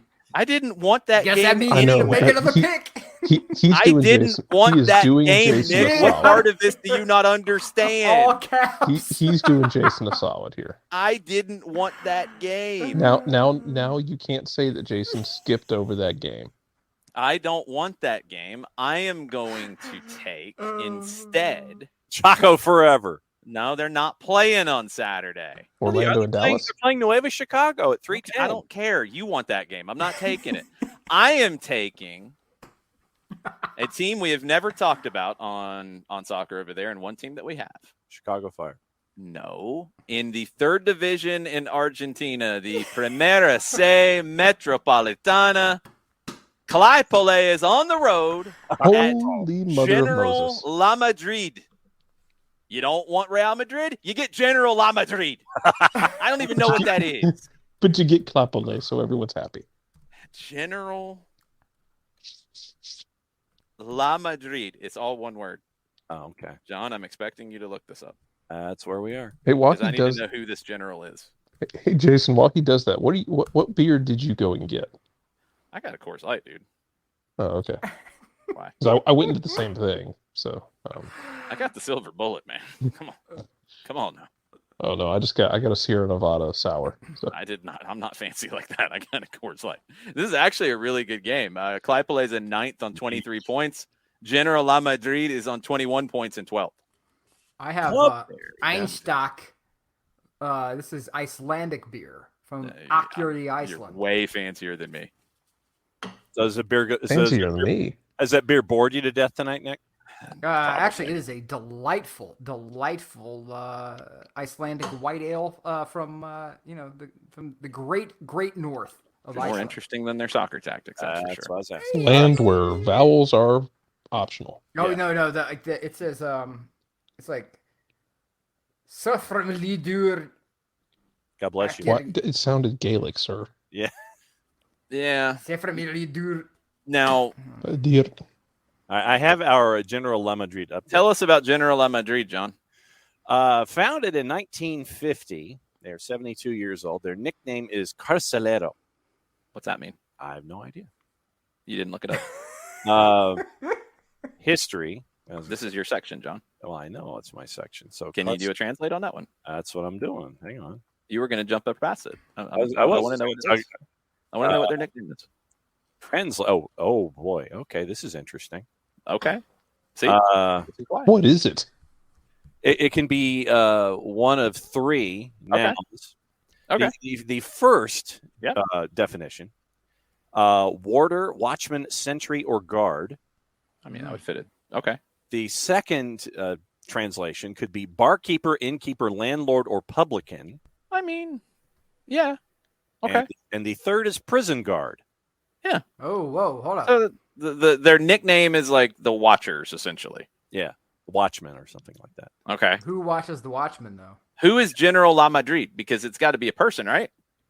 General La Madrid, yes, and is also a section of Buenos Aires, I believe. Okay. Well, who was the person? Hang on. I was already talking because there's some good generals in Argentina. I don't think there's clubs named after the bad generals, but you never know. I'm just asking. Yeah. So General La Madrid is a town in Buenos Aires province, the administrative seat of General La Madrid Partido. And the settlement was founded in 1890 in provincial law before it was a small trading center known as Centro La Gama next to the rail line Ferrocarril Roca Sud since 1883. It has a summer resort named Balneario Eduardo Barabolia, made on the shores of the Arroyo Saltado, 3 kilometers away from the city of General La Madrid. Okay, so there's not an actual General La Madrid. No. It has to do with it looks like the positioning of the city itself, as It's just opposed generally located. So Yeah, they're it's like, Club Atlético General La Madrid. to. That is the club we are talking about. Argentina. so where's your club located? Generally over in that Generally over area. Now they have had a very interesting incident in their past. In 2009, they were facing Barracas Bolivar, who's now Sportivo Barracas. And in the match, 18 players for La Madrid were sent off after they got into a violent confrontation with Barracas supporters. Wow. So the fight started when a group of youth players from La Madrid who were watching the match on their seats began a discussion with some Barracas fans. Yeah, I'm sure it was a discussion. Then it turned into a fight, and players from both teams jumped from the field into the stands to take part in the fight, and 18 La Madrid players were sent off. I guess they couldn't finish that match. I'm just thinking. Yeah, just thinking. Yeah. They have never been past the second division in Argentina. I'm just disappointed there's no actual general. Yeah, it's just where they are geographically. Can't always have a admiral or a general naming. Yeah, it's still disappointing though. I'm not gonna lie. It's okay. It's okay to be disappointed. Oh, hang on. It is. John! General Gregorio Araoz de la Madrid, a general who fought in the Argentine War of Independence, served with such Argentine heroes such as Jose de San Martin, Manuel Belgrano, and Jose Maria Paz. This is why I was asking, because you don't normally have a name of General La Madrid, and there's not actually a person who was a general whose last name is La Madrid. Argentine military officer, briefly governor of several provinces like Cordoba, Mendoza, and his native province of Tucumán. Okay, so he's a good general. He's way back. He was like 1800s general in the Argentine War of Independence. Yep, born in 1795, died in 1857. He fought the Spanish. He said, "Get out." Yep, he was a cavalry officer of the Army of the North. Won a number of famous small actions such as Campo Nuevo in 1813 and Copina in 1816 as a general commanding Unitarian forces in the civil wars which followed. La Madrid fought alongside General Jose Maria Paz in the battles of La Tablada, San Roque, and Oncativo. He was like a bad dude in his picture on Wikipedia. He was a Freemason. Yeah. And body is buried in the Cathedral of San Miguel de Tucumán. I guess that's better than being a locked up Mason. That's true. Jeez. Or one that charged you. Don't add on to it. Just let it breathe. There you go. So he was a Freemason, and he looked like a hardened badass. Yeah, I'm taking the Generals team. I don't even care about your Claypole, Jared. I'm taking the Generals team because this dude's cool. He helped free Argentina from the Spanish. Jared, are you taking Claypole? Hell yes, I am. What the hell do you think you're talking to? Well, I'm asking. I'm just checking. It's not Claypole, even though that's what it looks like. Claypole. Mm-hmm. My God in heaven. What next? What are you excited By about? going to this location, I have discovered Sportivo Italiano. You didn't know there was one of those? And they have Scuola Pizzaioli. They have like essentially like the pizza school advertising across the shoulders. I must own this jersey immediately. Oh, you got to share it. Italiano? You got to share it. Are they in the Primera C as well? Or are they? Yeah, they are. Oh, yeah. I thought we had talked about them before at some point. I mean, the badge is the Italian flag, and it just says Sportivo Italiano on the top. So you know how the Admiral, the Admiral has like the Admiral on the jersey, right? Yeah. They have a gladiator on theirs. Oh, Sportivo Italiano has a gladiator charging with like a sword. That's pretty cool. Their website, you can buy sportivoitaliano.com.ar. It is available to be bought. That is true. That's not a good sign, Nick. Don't care. They might need your help. Like, it might be just a couple of bucks. They have a picture of the 1974 team that won the Primera C championship. They've got 3 Primera B titles, and then I think they went into the Nacional. So it's not like straight lines in the 3rd and 2nd and 4th divisions in Argentina. It's all very fuzzy. That is amazing. Good Lord. You're a fan, huh? Oh yes, on board. We didn't pick their game though. Sorry. Nick, do you need a minute? We can stall, I bud. might. You guys go ahead. I don't think any of the websites that are advertised to be about this team are functioning. Nope, they're not. Nope, probably not. All right, Nick, we might have to go in and try to save Sportivo Italiano. We might have to. We really might have to. What is it going to take to save this club, guys? Their stadium is the Repubblica d'Italia. Hey, I'm on. Presenting the new owner of Sportivo Italiano, Nicoli. Wow. Okay. Jared's picking Clyde-Pelé. No surprise there. John, what are you picking? There are a couple sites that claim to sell their gear. Oh, I can find some stuff for you. I do have some people who can find this stuff. I know some things. Oh, yeah. Clyde-Pelé has also been involved in a match that had a bunch of people sent off. Shocker. In 2011, all 22 players on the pitch and 14 subs between both teams, and the coaches received red cards, 36, the most red cards ever issued in a senior level game. Clyde-Pelé is in the record book worldwide. Why do you think I love this team? They have they have 2 championships now because they just won the Primera D. So now they're in the Primera C. So they have 2 titles now. They won the Primera D before in 97. John, what are you picking? I'm going with the General. You're going with the General. Mm-hmm.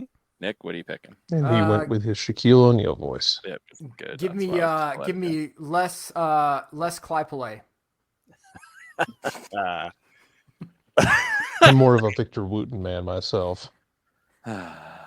John, do you know what band Clyde-Pelé man is from? Oh, God, I know. Did you know the joke or did you just laugh? Oh, no, it's Claypole. Yeah. Okay, Claypole. but do you know the band? Because if if you don't know the band, you really can't laugh at the joke. I did at one point in my life. I thought you might know this one actually, because you laughed. I thought you. Well, knew. it's like I know Les Claypool, and it's just I forget what damn band he's in. Nick, I'm gonna let him. Oh, Primus. Jesus. There you go. There we go. I knew he'd get it. you looked it up. I did. Okay. But once I saw the list of what Les Claypool had done, it's like Primus. Yes. Yeah, absolutely. Nearly Metallica at one point, which would have been hilarious and made no sense whatsoever. 8 minutes stoppage for Chaco Forever and Almagro in the second. Yeah, and to be fair, Metallica's not ready for. Chaco should have scored. That's absurd. Oh, that's awful. I'm about to banish Chaco Forever. Metallica's not ready for what he could have done with a bass line. No, it'd be like having it'd be like having Maynard James Keenan start writing songs for Def Leppard. We're gonna do this in 6:42 time. Yeah, it would have been something. I think he tried out even.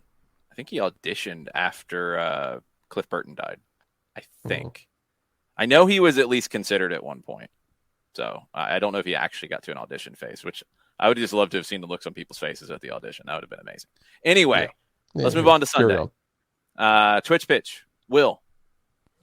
Need a game for Sunday. You've had plenty of time. So what is it going to be? Global-jerseys.com is what Ricky Ricardo is saying. Do they have the General La Madrid? I'm going to be poor. What is it again? Global-jerseys? Global-jerseys.com. Please use. I don't know if they have Sportivo Italiano or the General La Madrid. Please use DuckDuckGo when you're doing this, and make sure that your ad blockers and your security is turned on. Where's the fun of that, Jarrett? Yeah, you want to see what happens. Anything can happen. I trust both of you more than I trust John. How about that? That's probably a safe way to live. Viveren Nagasaki in the 2nd division in Japan versus Fajio Okayama. That is the pick from Will. Okay. It is 7 versus 4, and they're separated by 3 points. All right. Japan plays a lot of games on Sundays, it looks like. Fagiano Okayama. Is this a Italian-Japanese team?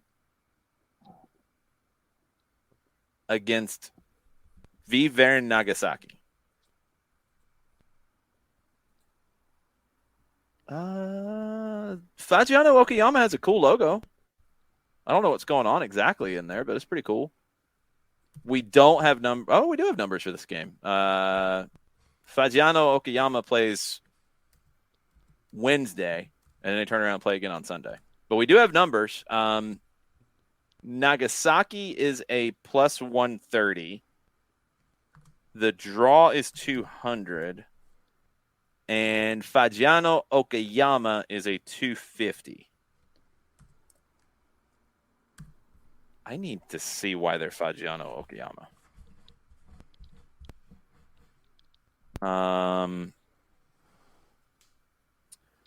There is an Italian element to this, Nick. Uh-oh. This might be your Japanese team. Yep. Fagiano in Italian means pheasant. Mm-hmm. And it is a reference to the pheasant that was a companion of local legend character Momotaro. And their mascot, Fajimaru, is based on the specific species of the pheasant native to Japan, the green pheasant. Ooh. So it's a little bit of a stretch to get to the Italian side of things, but it's there. I will allow this. It's okay. They haven't had any games where everybody got sent off, so that's a little disappointing. They were formed in 1975 after a team left and became Vissel Kobe. The old boys of the club that left, they formed a new club called the River Free Kickers. And then they assumed the name Fagiano Okayama in 2003 and started their rise up the ranks. I don't know if they have any players we've ever heard of.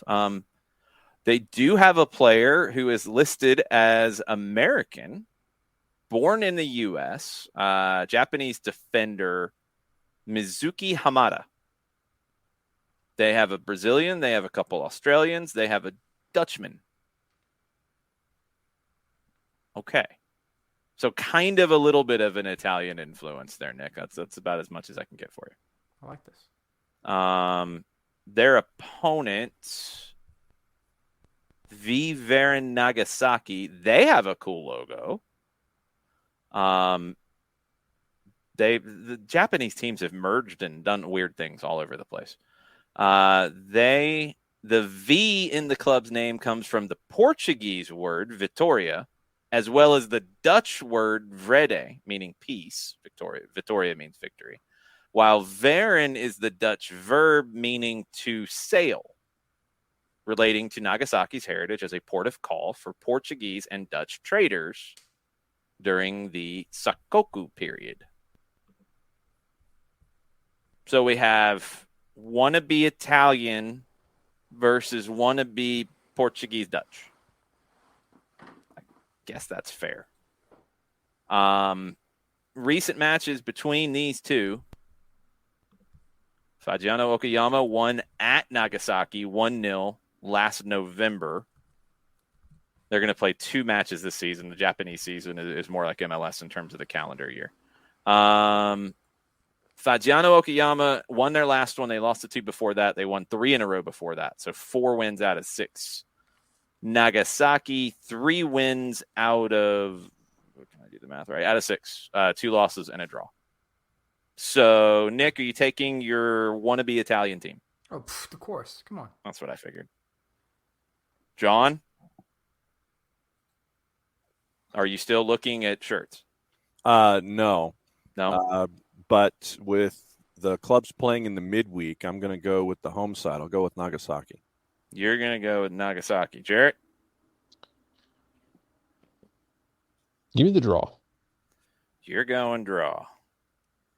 I am going to do this based off the quality of the crest. Okay. You got the pheasant on the Fagiano Okayama one. Looks very stylish. Red and blue. Pheasants in white. Looks very cool. but Nagasaki went with some different shades here. It's like kind of orangish and like aqua. It's kind of like the Miami Dolphins, except orange is prominent over the aqua. Like it looks like Miami Dolphins color scheme, except reversed. What bird is that on the Nagasaki one? It's a different bird. Is it some sort of mallard? Is it a mallard? It's kind of duckish. It appears to be the. Is it a goose? It looks kind of like a goose. Maybe. It looks too much like a goose for me to trust. I'm taking Fagiano Okayama. There we go. Geese are evil. Always. They are. Yeah. I think the only time in my life that Jason has almost been proud of me was when I almost hit a goose on a golf course. He almost did, and he did not. I was disappointed at the lack of aim, Jared. Nice. I don't trust geese. To be fair, he did warn you. Bladed the hell out of that ball. Damn near bullseye goose. You did. I don't trust geese ever. What, John? The club adopted the Nagasaki prefectural bird, the mandarin duck, as its symbol way back in 2005, and Vivaren has been proudly wearing the nickname the Mighty Ducks ever since. So now they're wannabe Portuguese, wannabe Dutch, and they're wannabe Disney. Yes. I'm taking Fagiano Okayama all day, every day. Have they had Emilio Estevez come in and... What else is he doing these days? I mean, he's got to do it, right? Mm-hmm. They were doing like a Mighty Ducks reboot on Disney Plus, so there's just there's that too fell much. apart. Yeah, nobody. Oh. Yeah, stylish pheasants versus orangish mallards. You got to go with the stylish pheasants, Katie Weaver. I think that's just an absolute way to go here. Never forget that Charlie Conway was an underwhelming captain. He wasn't cut out for it. Scott Ricky is telling us. I can't go to this link directly, unfortunately. The way posted it in our DMs here. Is this the duck mascot or the other one? This is the duck, the VV. This is the duck? Yeah. You posted it where? In our conversations here on StreamYard. It's the most Japanese logo of all time. They're both pretty Japanese. That's a pretty heavy statement. No, like this. Oh. Like it's like some little cute raccoon bear thing with with a duck mask with antlers. Well, but see, this is a problem though. They fused a duck with a deer. It's kind of a problem when they say, it isn't hard to figure out where this fella gets his name. Vivaren's mascot is named Vivi. Two V's. The question, however, is what on earth Vivi is supposed to be. So something went terribly wrong. it checks all the boxes in terms of cuteness, color, and uniqueness. However, as anyone can clearly see, I like this website, by the way, there is some sort of confusion about Vivi's parentage. For reasons that are not easy to explain, somebody was unhappy with the choice of a duck and wanted the Nagasaki mascot to be a deer instead. Maybe the team looked at Kashima Antlers' history of success in the J League and decided that the team might do better if the mascot had horns on its head. In typical Japanese fashion, rather than choosing one design or the other, the compromise was to fuse a duck with a deer and then give him the short, squat body of the cartoon mice Pixie and Dixie. What? I remember them. I do not remember. Jason, please continue to the next paragraph. Vivi Why did you is stop not reading? the only example of genetic engineering run amok. Just look at the Kataller Toyama's mascot, for example. Let's just hope that Vivi and Raika never run into each other at a post-match party. The potential results are frightening to consider. And off we go. Yeah. This is how you end up with a whole bunch of bad stuff on your computer. No. What is the Kataller Toyama mascot? It's in the J3 league. Yeah. Okay. Some muscular looking bird. Bird looks like it works out. Yes. So they went with Kataller. It has What? horns. Hold on. Hold on. What is the deal with the Japanese teams all like taking other languages into their names? This one takes French into it, using the word aller to go, and a local. What in the blue hell are they doing? Now the team mascot, it's a long story. Okay. They're not going to tell us the long story? No, you got to go into the mascot section. I got to go in. Thought I was in the mascot section. Where am I going now? I'm on it. It's okay. Oh, no, so I got it. You got it? What is this supposed to be? A horny duck? There's horns on the duck, people. You get your mind out of the gutter. A bearded platypus? That'd be cool. The truth turns out to be even stranger than either one of those guesses. My God. Yes, I did not expect Japan to deliver in such a way. I got some news for you. I didn't know. We've seen some crazy mascots. I feel like we need to send Jason to Japan. No, we don't. The mascots I didn't think would deliver in this way. I know, but I didn't think the mascots would go down this road. So you have teams that left and merged and all kinds of stuff. You had an antelope, a mountain goat. So it was an antelope, but the mascot was a mountain goat, which that makes total sense. But it's kind of like a Japanese deer. So then they started calling it an antelope, but it wasn't an antelope, and it wasn't a mountain goat. It was a Japanese deer. Okay. Have you ever seen Chinese water deer? Imagine a deer with fangs. There's more. The other team's mascot, because these teams, did they merge? Yes. I'm assuming they merged. Okay, so you got an antelope that's not an antelope. It's actually a deer. It's not a mountain goat either. It's a deer.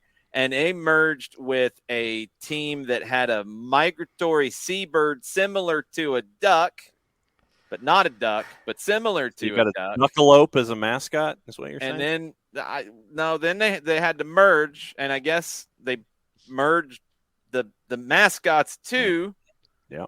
Not just merging the teams. They took the mascots, which is a Japanese deer that might be an antelope or a mountain goat, but it's a deer, and something like a duck. It's a duckalope. But it's not a duck. I want to know what the other thing was if it's not a duck, but it looks like a duck. They created a hybrid antelope duck named Rika. Yeah. Okay. Yeah.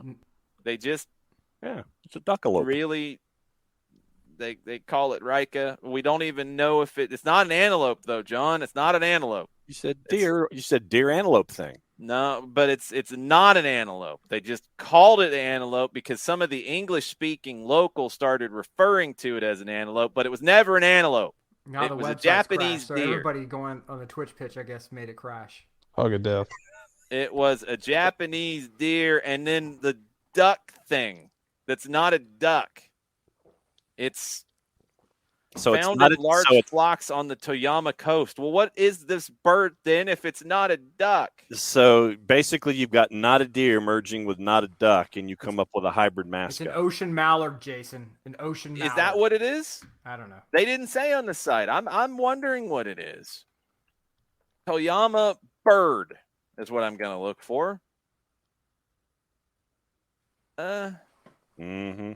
There's a lot of things. There is an answer to one of them that says Thunderbirds are go.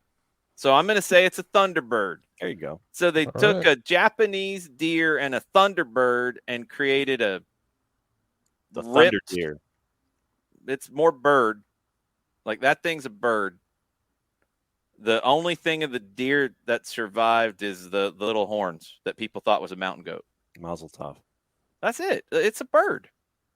Like they took all the deer out of it. It's just got the little things that look like mountain goat horns. It's just a ripped bird. It's a Thunderbird. That's all it is. This league's crazy. I don't even want to click any of the others. I'm afraid. I'll do it later. All right. I didn't expect this out of Japan. I didn't. I thought we were going to go FC, Ricky. And it kind of is. Kind of. Not wrong. They just Katie. They said they merged the mascots. I had nothing to do with it. I had kind of merged nothing to do with it. That's what they merged the teams, so they merged the mascots. Well, see, sometimes when people are in love, they have a special hug, and you know. I don't know where the deer is, Alex. I'm not. Whatever the team was that had the deer, they kind of got left out of this whole thing. Mm-hmm. The horror. No, Whoa, Jason, relax, man. Whoa, good lord. No, that's the Thunderbird. That's the whore. Hokuriku Electric. That was the team that had the Japanese deer. They kind of got screwed in this whole right. thing. Can we just let the mascot live? The mascot made choices. No, I'm all about letting it live. Let it live its truth. The website said you need to go check this out, so I did. JSoccer.com for folks that want to go down this rabbit hole. I am very intrigued by all of this. I'm checking Scott's cheap flights for flights to Japan right now. I don't know about that. I'm gonna stay away from that one. No, Ricky, you have to take Jason with you. Oh my God! Of course, Ricky. We're shooting that in 4K, man. 4K. Ricky wants to look at another one. Brula Moroica? What? What? I don't know if I can say this one. Wait, no, this goes. Brula Morioka. Okay. This goes in a complete. No, I wasn't talking about that.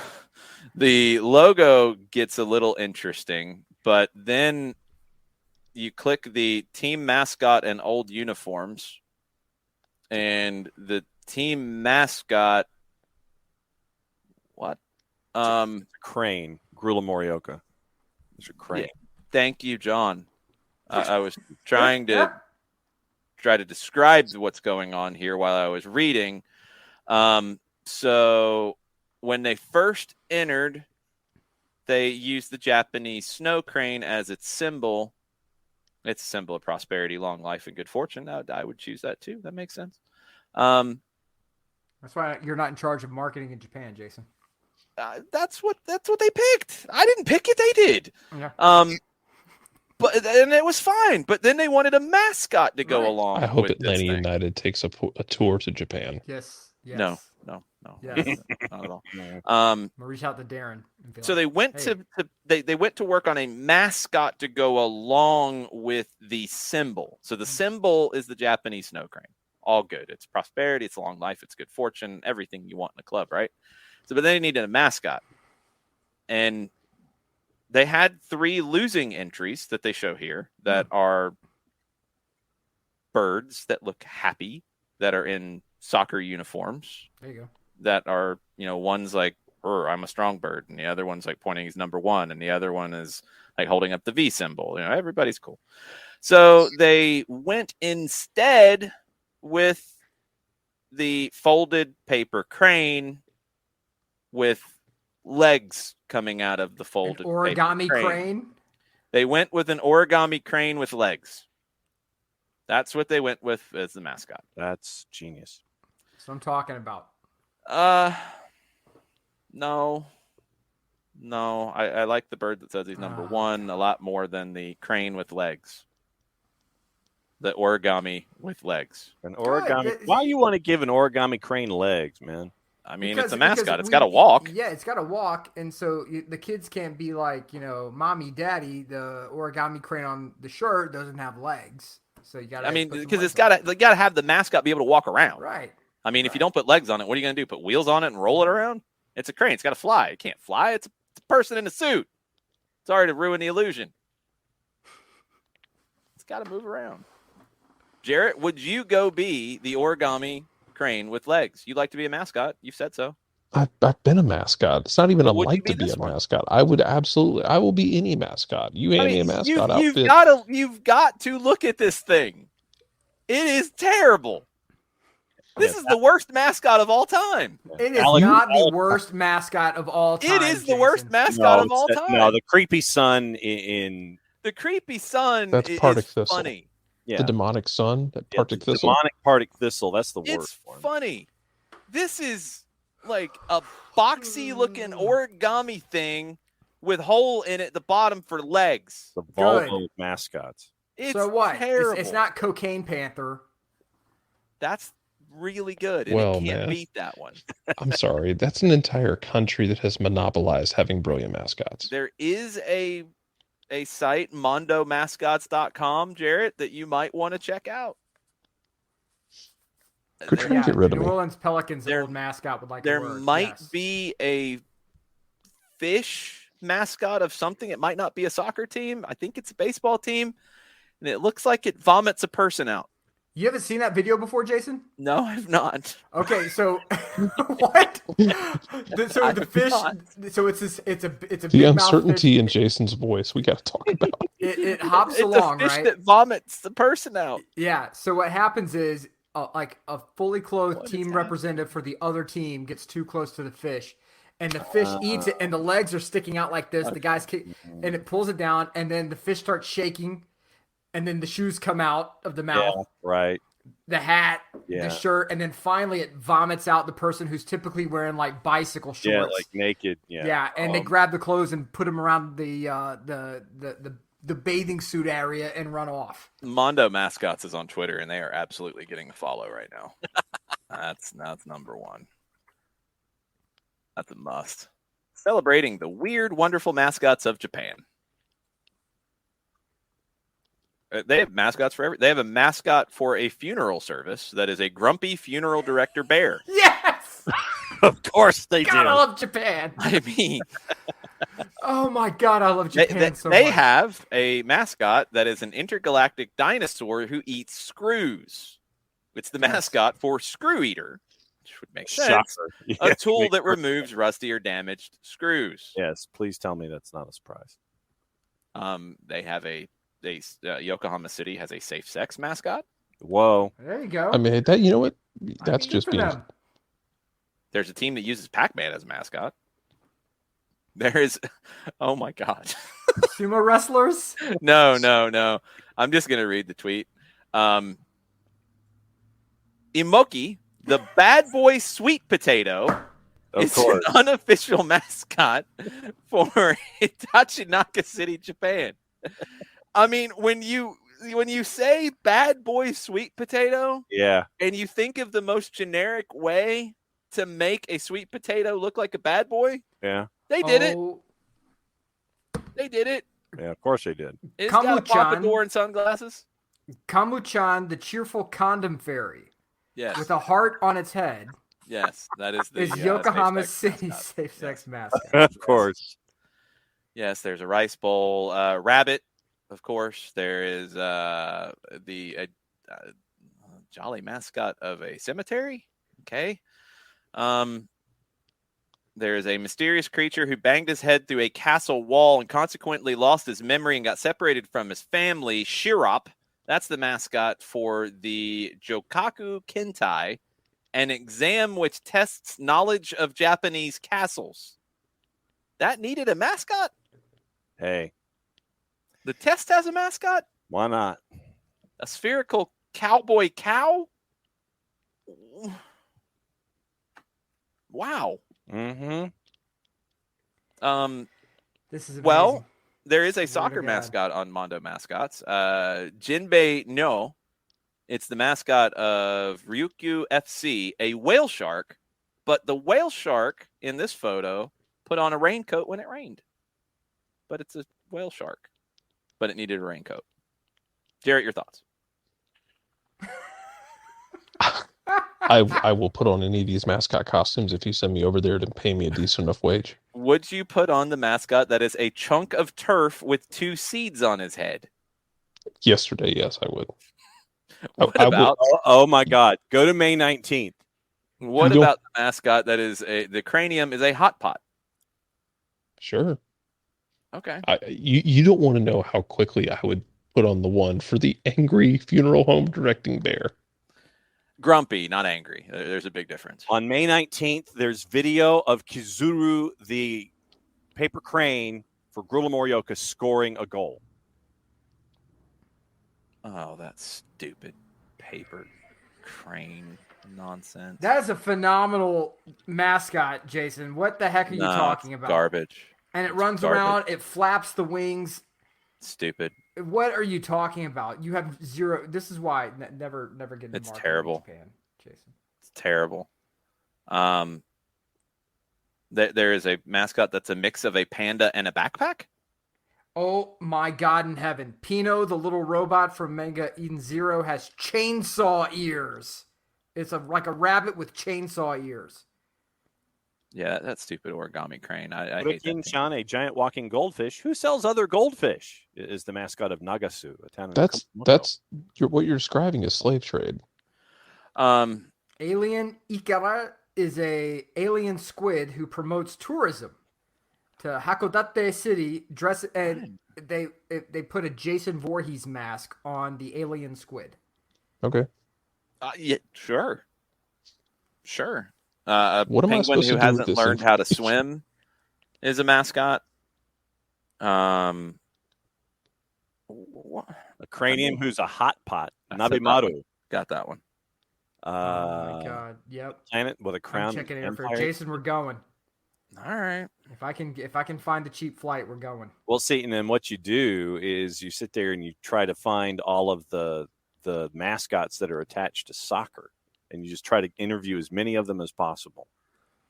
There is a mascot, Uchuchin Thunderkun, who is an alien who works part-time at the Cosmo Isle Space Science Museum. Wow.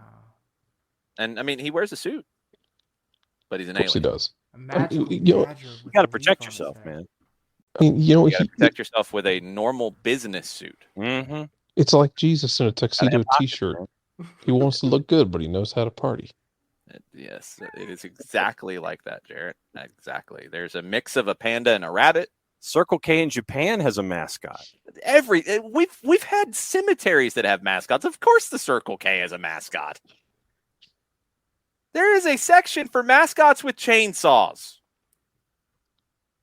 The sewer Wasabi. system in Saitama, Japan has mascots. There's a mascot that is a giant upright salamander with a spherical head. Sure, why not? The show is broken now. It's mascots down here. It is. Is there any other show that's giving you this? No, There's and no other shows that's giving you probably for the good best. reason. Kibichi, a walking ear of corn, is a mascot from Midori Park where fresh corn is sold from carts. I thought that was Iowa. No, it's in Japan. Mujinamon, a magical badger with a leaf on his head, and Igaman-chan, a mysterious Magical fairy, have a leaf are on the your head. mascots of Hanyu City, where a big mascot. Oh, here you go. Hanyu City has a big mascot festival every year. Yep, I'm sure That's that where On you board. go. I'm on board. That's where you go. I'm sure that yeah, they do. Yura, So, Tanosuke, a samurai tuna fish with a noodle bowl on its head, is the mascot of the Misaki fishing port in Japan. I'm gonna leave with this one. This is gonna be the last one because we could just keep going forever. Astro Man, an alien with a pink baseball glove for a face, who's the mascot for the Ibaraki Astro Planets baseball team. Astro Man went into the ring in pro wrestling and won 2 belts. Hey, with a pink baseball glove for a face. I heard he challenged Ron Killings for the 24/7 title. No, he slapped the crap out of somebody, according to this picture. And he got 2 belts. This is Toilet Kun. No, that was the last one. We're done with the Japanese mascots because, I mean, what is going on? Yoshio-kun wears a blood pressure cuff on his arm and a salt measuring spoon on his head, the mascot for the Japanese Society of Hypertension. I need this on a shirt right away. Like a lot of these shirts, Right away. actually. Hi, Hudson, help him out. Good grief. Okay, so Smiling mascots bottom down and here. some jeans is for hemorrhoid cream. I mean, again, you have a mascot for a cemetery, so of course you're going to have hemorrhoid cream mascots. Oh my God. Japan is amazing. Ow. Wow. Wow. Wow. I swear to God, this show is the greatest thing to ever happen. Is it? It is. Okay. Man. Nick, you will be very sad to know that it appears we have no new updates on Nicholas Bentner. Mother of God, who cares thank when we you. talk mascots in Japan? Oh, wait a minute. Jack Wilshire's talking about Nicholas Bentner. Oh, I don't know why. No, Jesus doesn't matter. Jesus left the door. Jesus doesn't get involved when Yeah, Nicholas Bentner does. no. They cannot coexist. Wilshire is going to meet up with Bentner. Wilshire played probably his last game with AGF in Denmark. He's out of contract now. Anybody can sign Jack Wilshire if they want to. Have fun. Bentner might be in London. Wilshire's not sure. Wilshire has heard that Nicholas Bentner is going to go to Arsenal to continue his coaching education. Okay. Arsenal, what are you doing? Exactly. In January, Bentner passed his coaching exam. He got the A license from the Danish Football Association, but he was missing a study trip to a club out in Europe to get his final coaching diploma. That's pretty typical. You got to go and do like on-site stuff. So it looks like he's going to go to Bentner to do that, according to Jack Wilshire. Arsenal, again, what are you doing? Why are you letting him in the door? That seems like bad juju, Nick. Mm-hmm. Oh my God, amazing. Would you let him in the door if he said, I just want to come and continue my coaching education, Mikel Arteta? No. No? No. Would you sign Mauro Icardi? I wouldn't sign Mauro Icardi to the Sheffield teams, much less. Well, the three-letter tabloid in England is still a big fan of Wanda. Of course. I mean, you type in Wanda Nara, Mauro Icardi, and then go to the news tab in Google, and the first three-letter 4, 5 out of 6 are from the three-letter talking about her pictures. They're still excited, and they're still posting new ones. I think Mauro has a controversial tattoo. Good for Mauro. I hope he spelled it right. No, I probably didn't. And Wanda shared it. Hey, it's another profile shot of Wanda. Of course. I mean, what are you going to put in these articles, John? Are you surprised? No. All I'll say is that if you look on the Wanda's PSG photos after the end of the season celebration, there are no players taking pictures with Mauro. No, there were all these other pictures of Messi and Fam and Antonella and Antonella, I think, has loved Paris. Wanda is not anywhere near Antonella. No. Angel Di Maria saying his goodbyes to everybody. Fellow Argentine, Wanda and Mauro, nowhere near Angel Di Maria. Nope, not anywhere near any of them. It looks like the Icardis haven't done anything lately. Outside of posting more thirst traps. That's debatable, John. Let's double check this to make sure they haven't done something stupid lately. Thirst traps. More thirst traps. More. Good grief. Oh God. Jarrett, where is Mauro Icardi going to sign and play next season? Somewhere in Japan with a beautifully weird mascot. Is she going to? Is Wanda going to be the mascot, or is Mauro? He is going to play 45 minutes, and then he will be the mascot for the other 45 minutes. That'd be a cool contract. You play 45, and then you're the mascot for the other 45. Yeah. And Mauro, you're the walking origami. Go for it. I think he'd pick one of the others.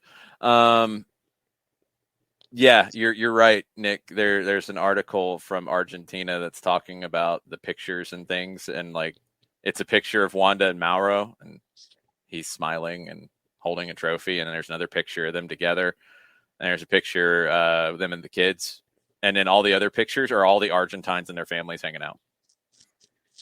Mauro and Wanda are not invited. Shocking. Not invited. What club is he going to play for, John? Al Sadd. What club is he going to play for, Nick? We're going to get one of these right eventually if we keep coming up with clubs that he could play at. Mm-hmm.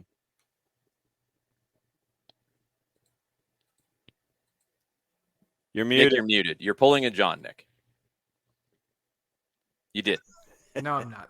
You did. No. You did. Do you know What why? club is Do you he? know why? Because what I had to say was so profane. That's probably true. I'm not disputing. It's not. He's going to go to Vissel Kobe, and he's going to go to it's completely possible that we will get one of those right, but the Tactical Nuclear Rabbits will not sign him because they are far too intelligent. They won't. And neither will the organization with the robotic chainsaw-eared rabbit either. No. Death Rabbit. No, he's not going there. The Death Rabbit. Mm-hmm. Vissel Kobe is a good guess. Jarrett, what club are you going to pick this week?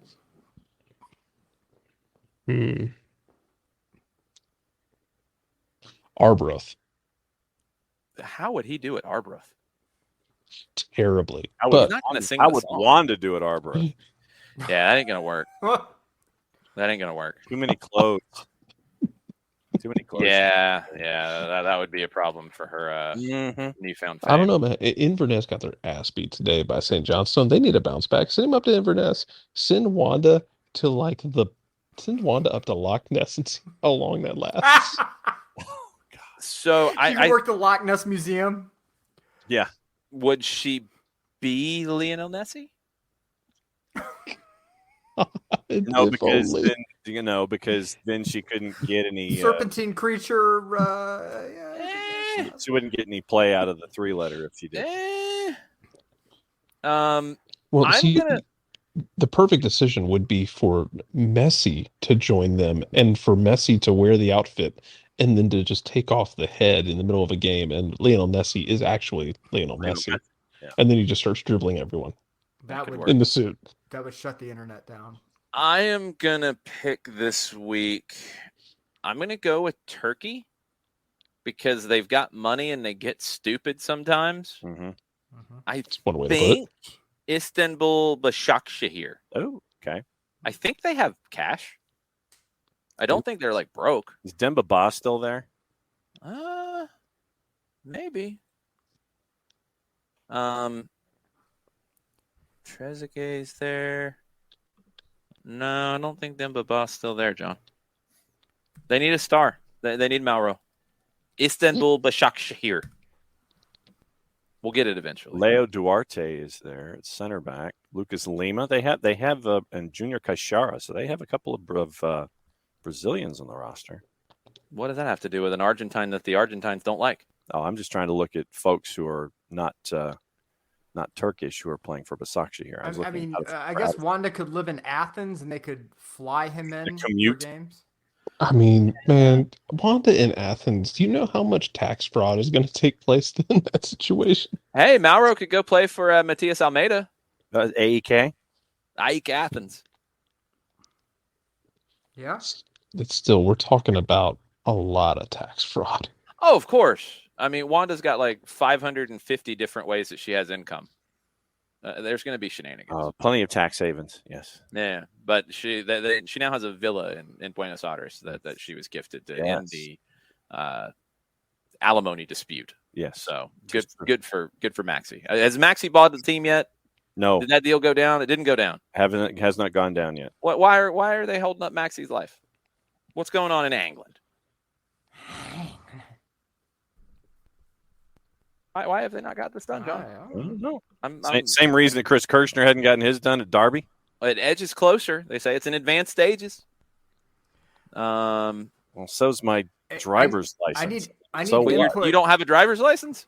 No, my driver's license is in advanced stages as well. What does that mean? That sounds problematic. Yeah, but it doesn't sound good. It means I need to renew it. Your driver's license is out of pocket, John? No, it's in wallet. It's toward its expiration date. I need to renew it.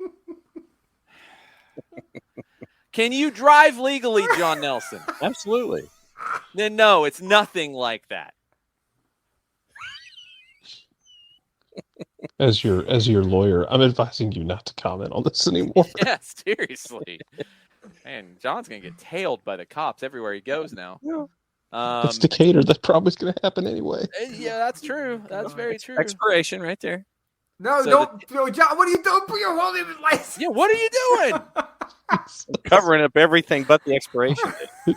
That's what people think they're doing, and then they're not doing that. I always miss it, and the screen gets capped, and now John's everyone in big knows trouble. Your driver's license number, and John, your identification came up in Istanbul.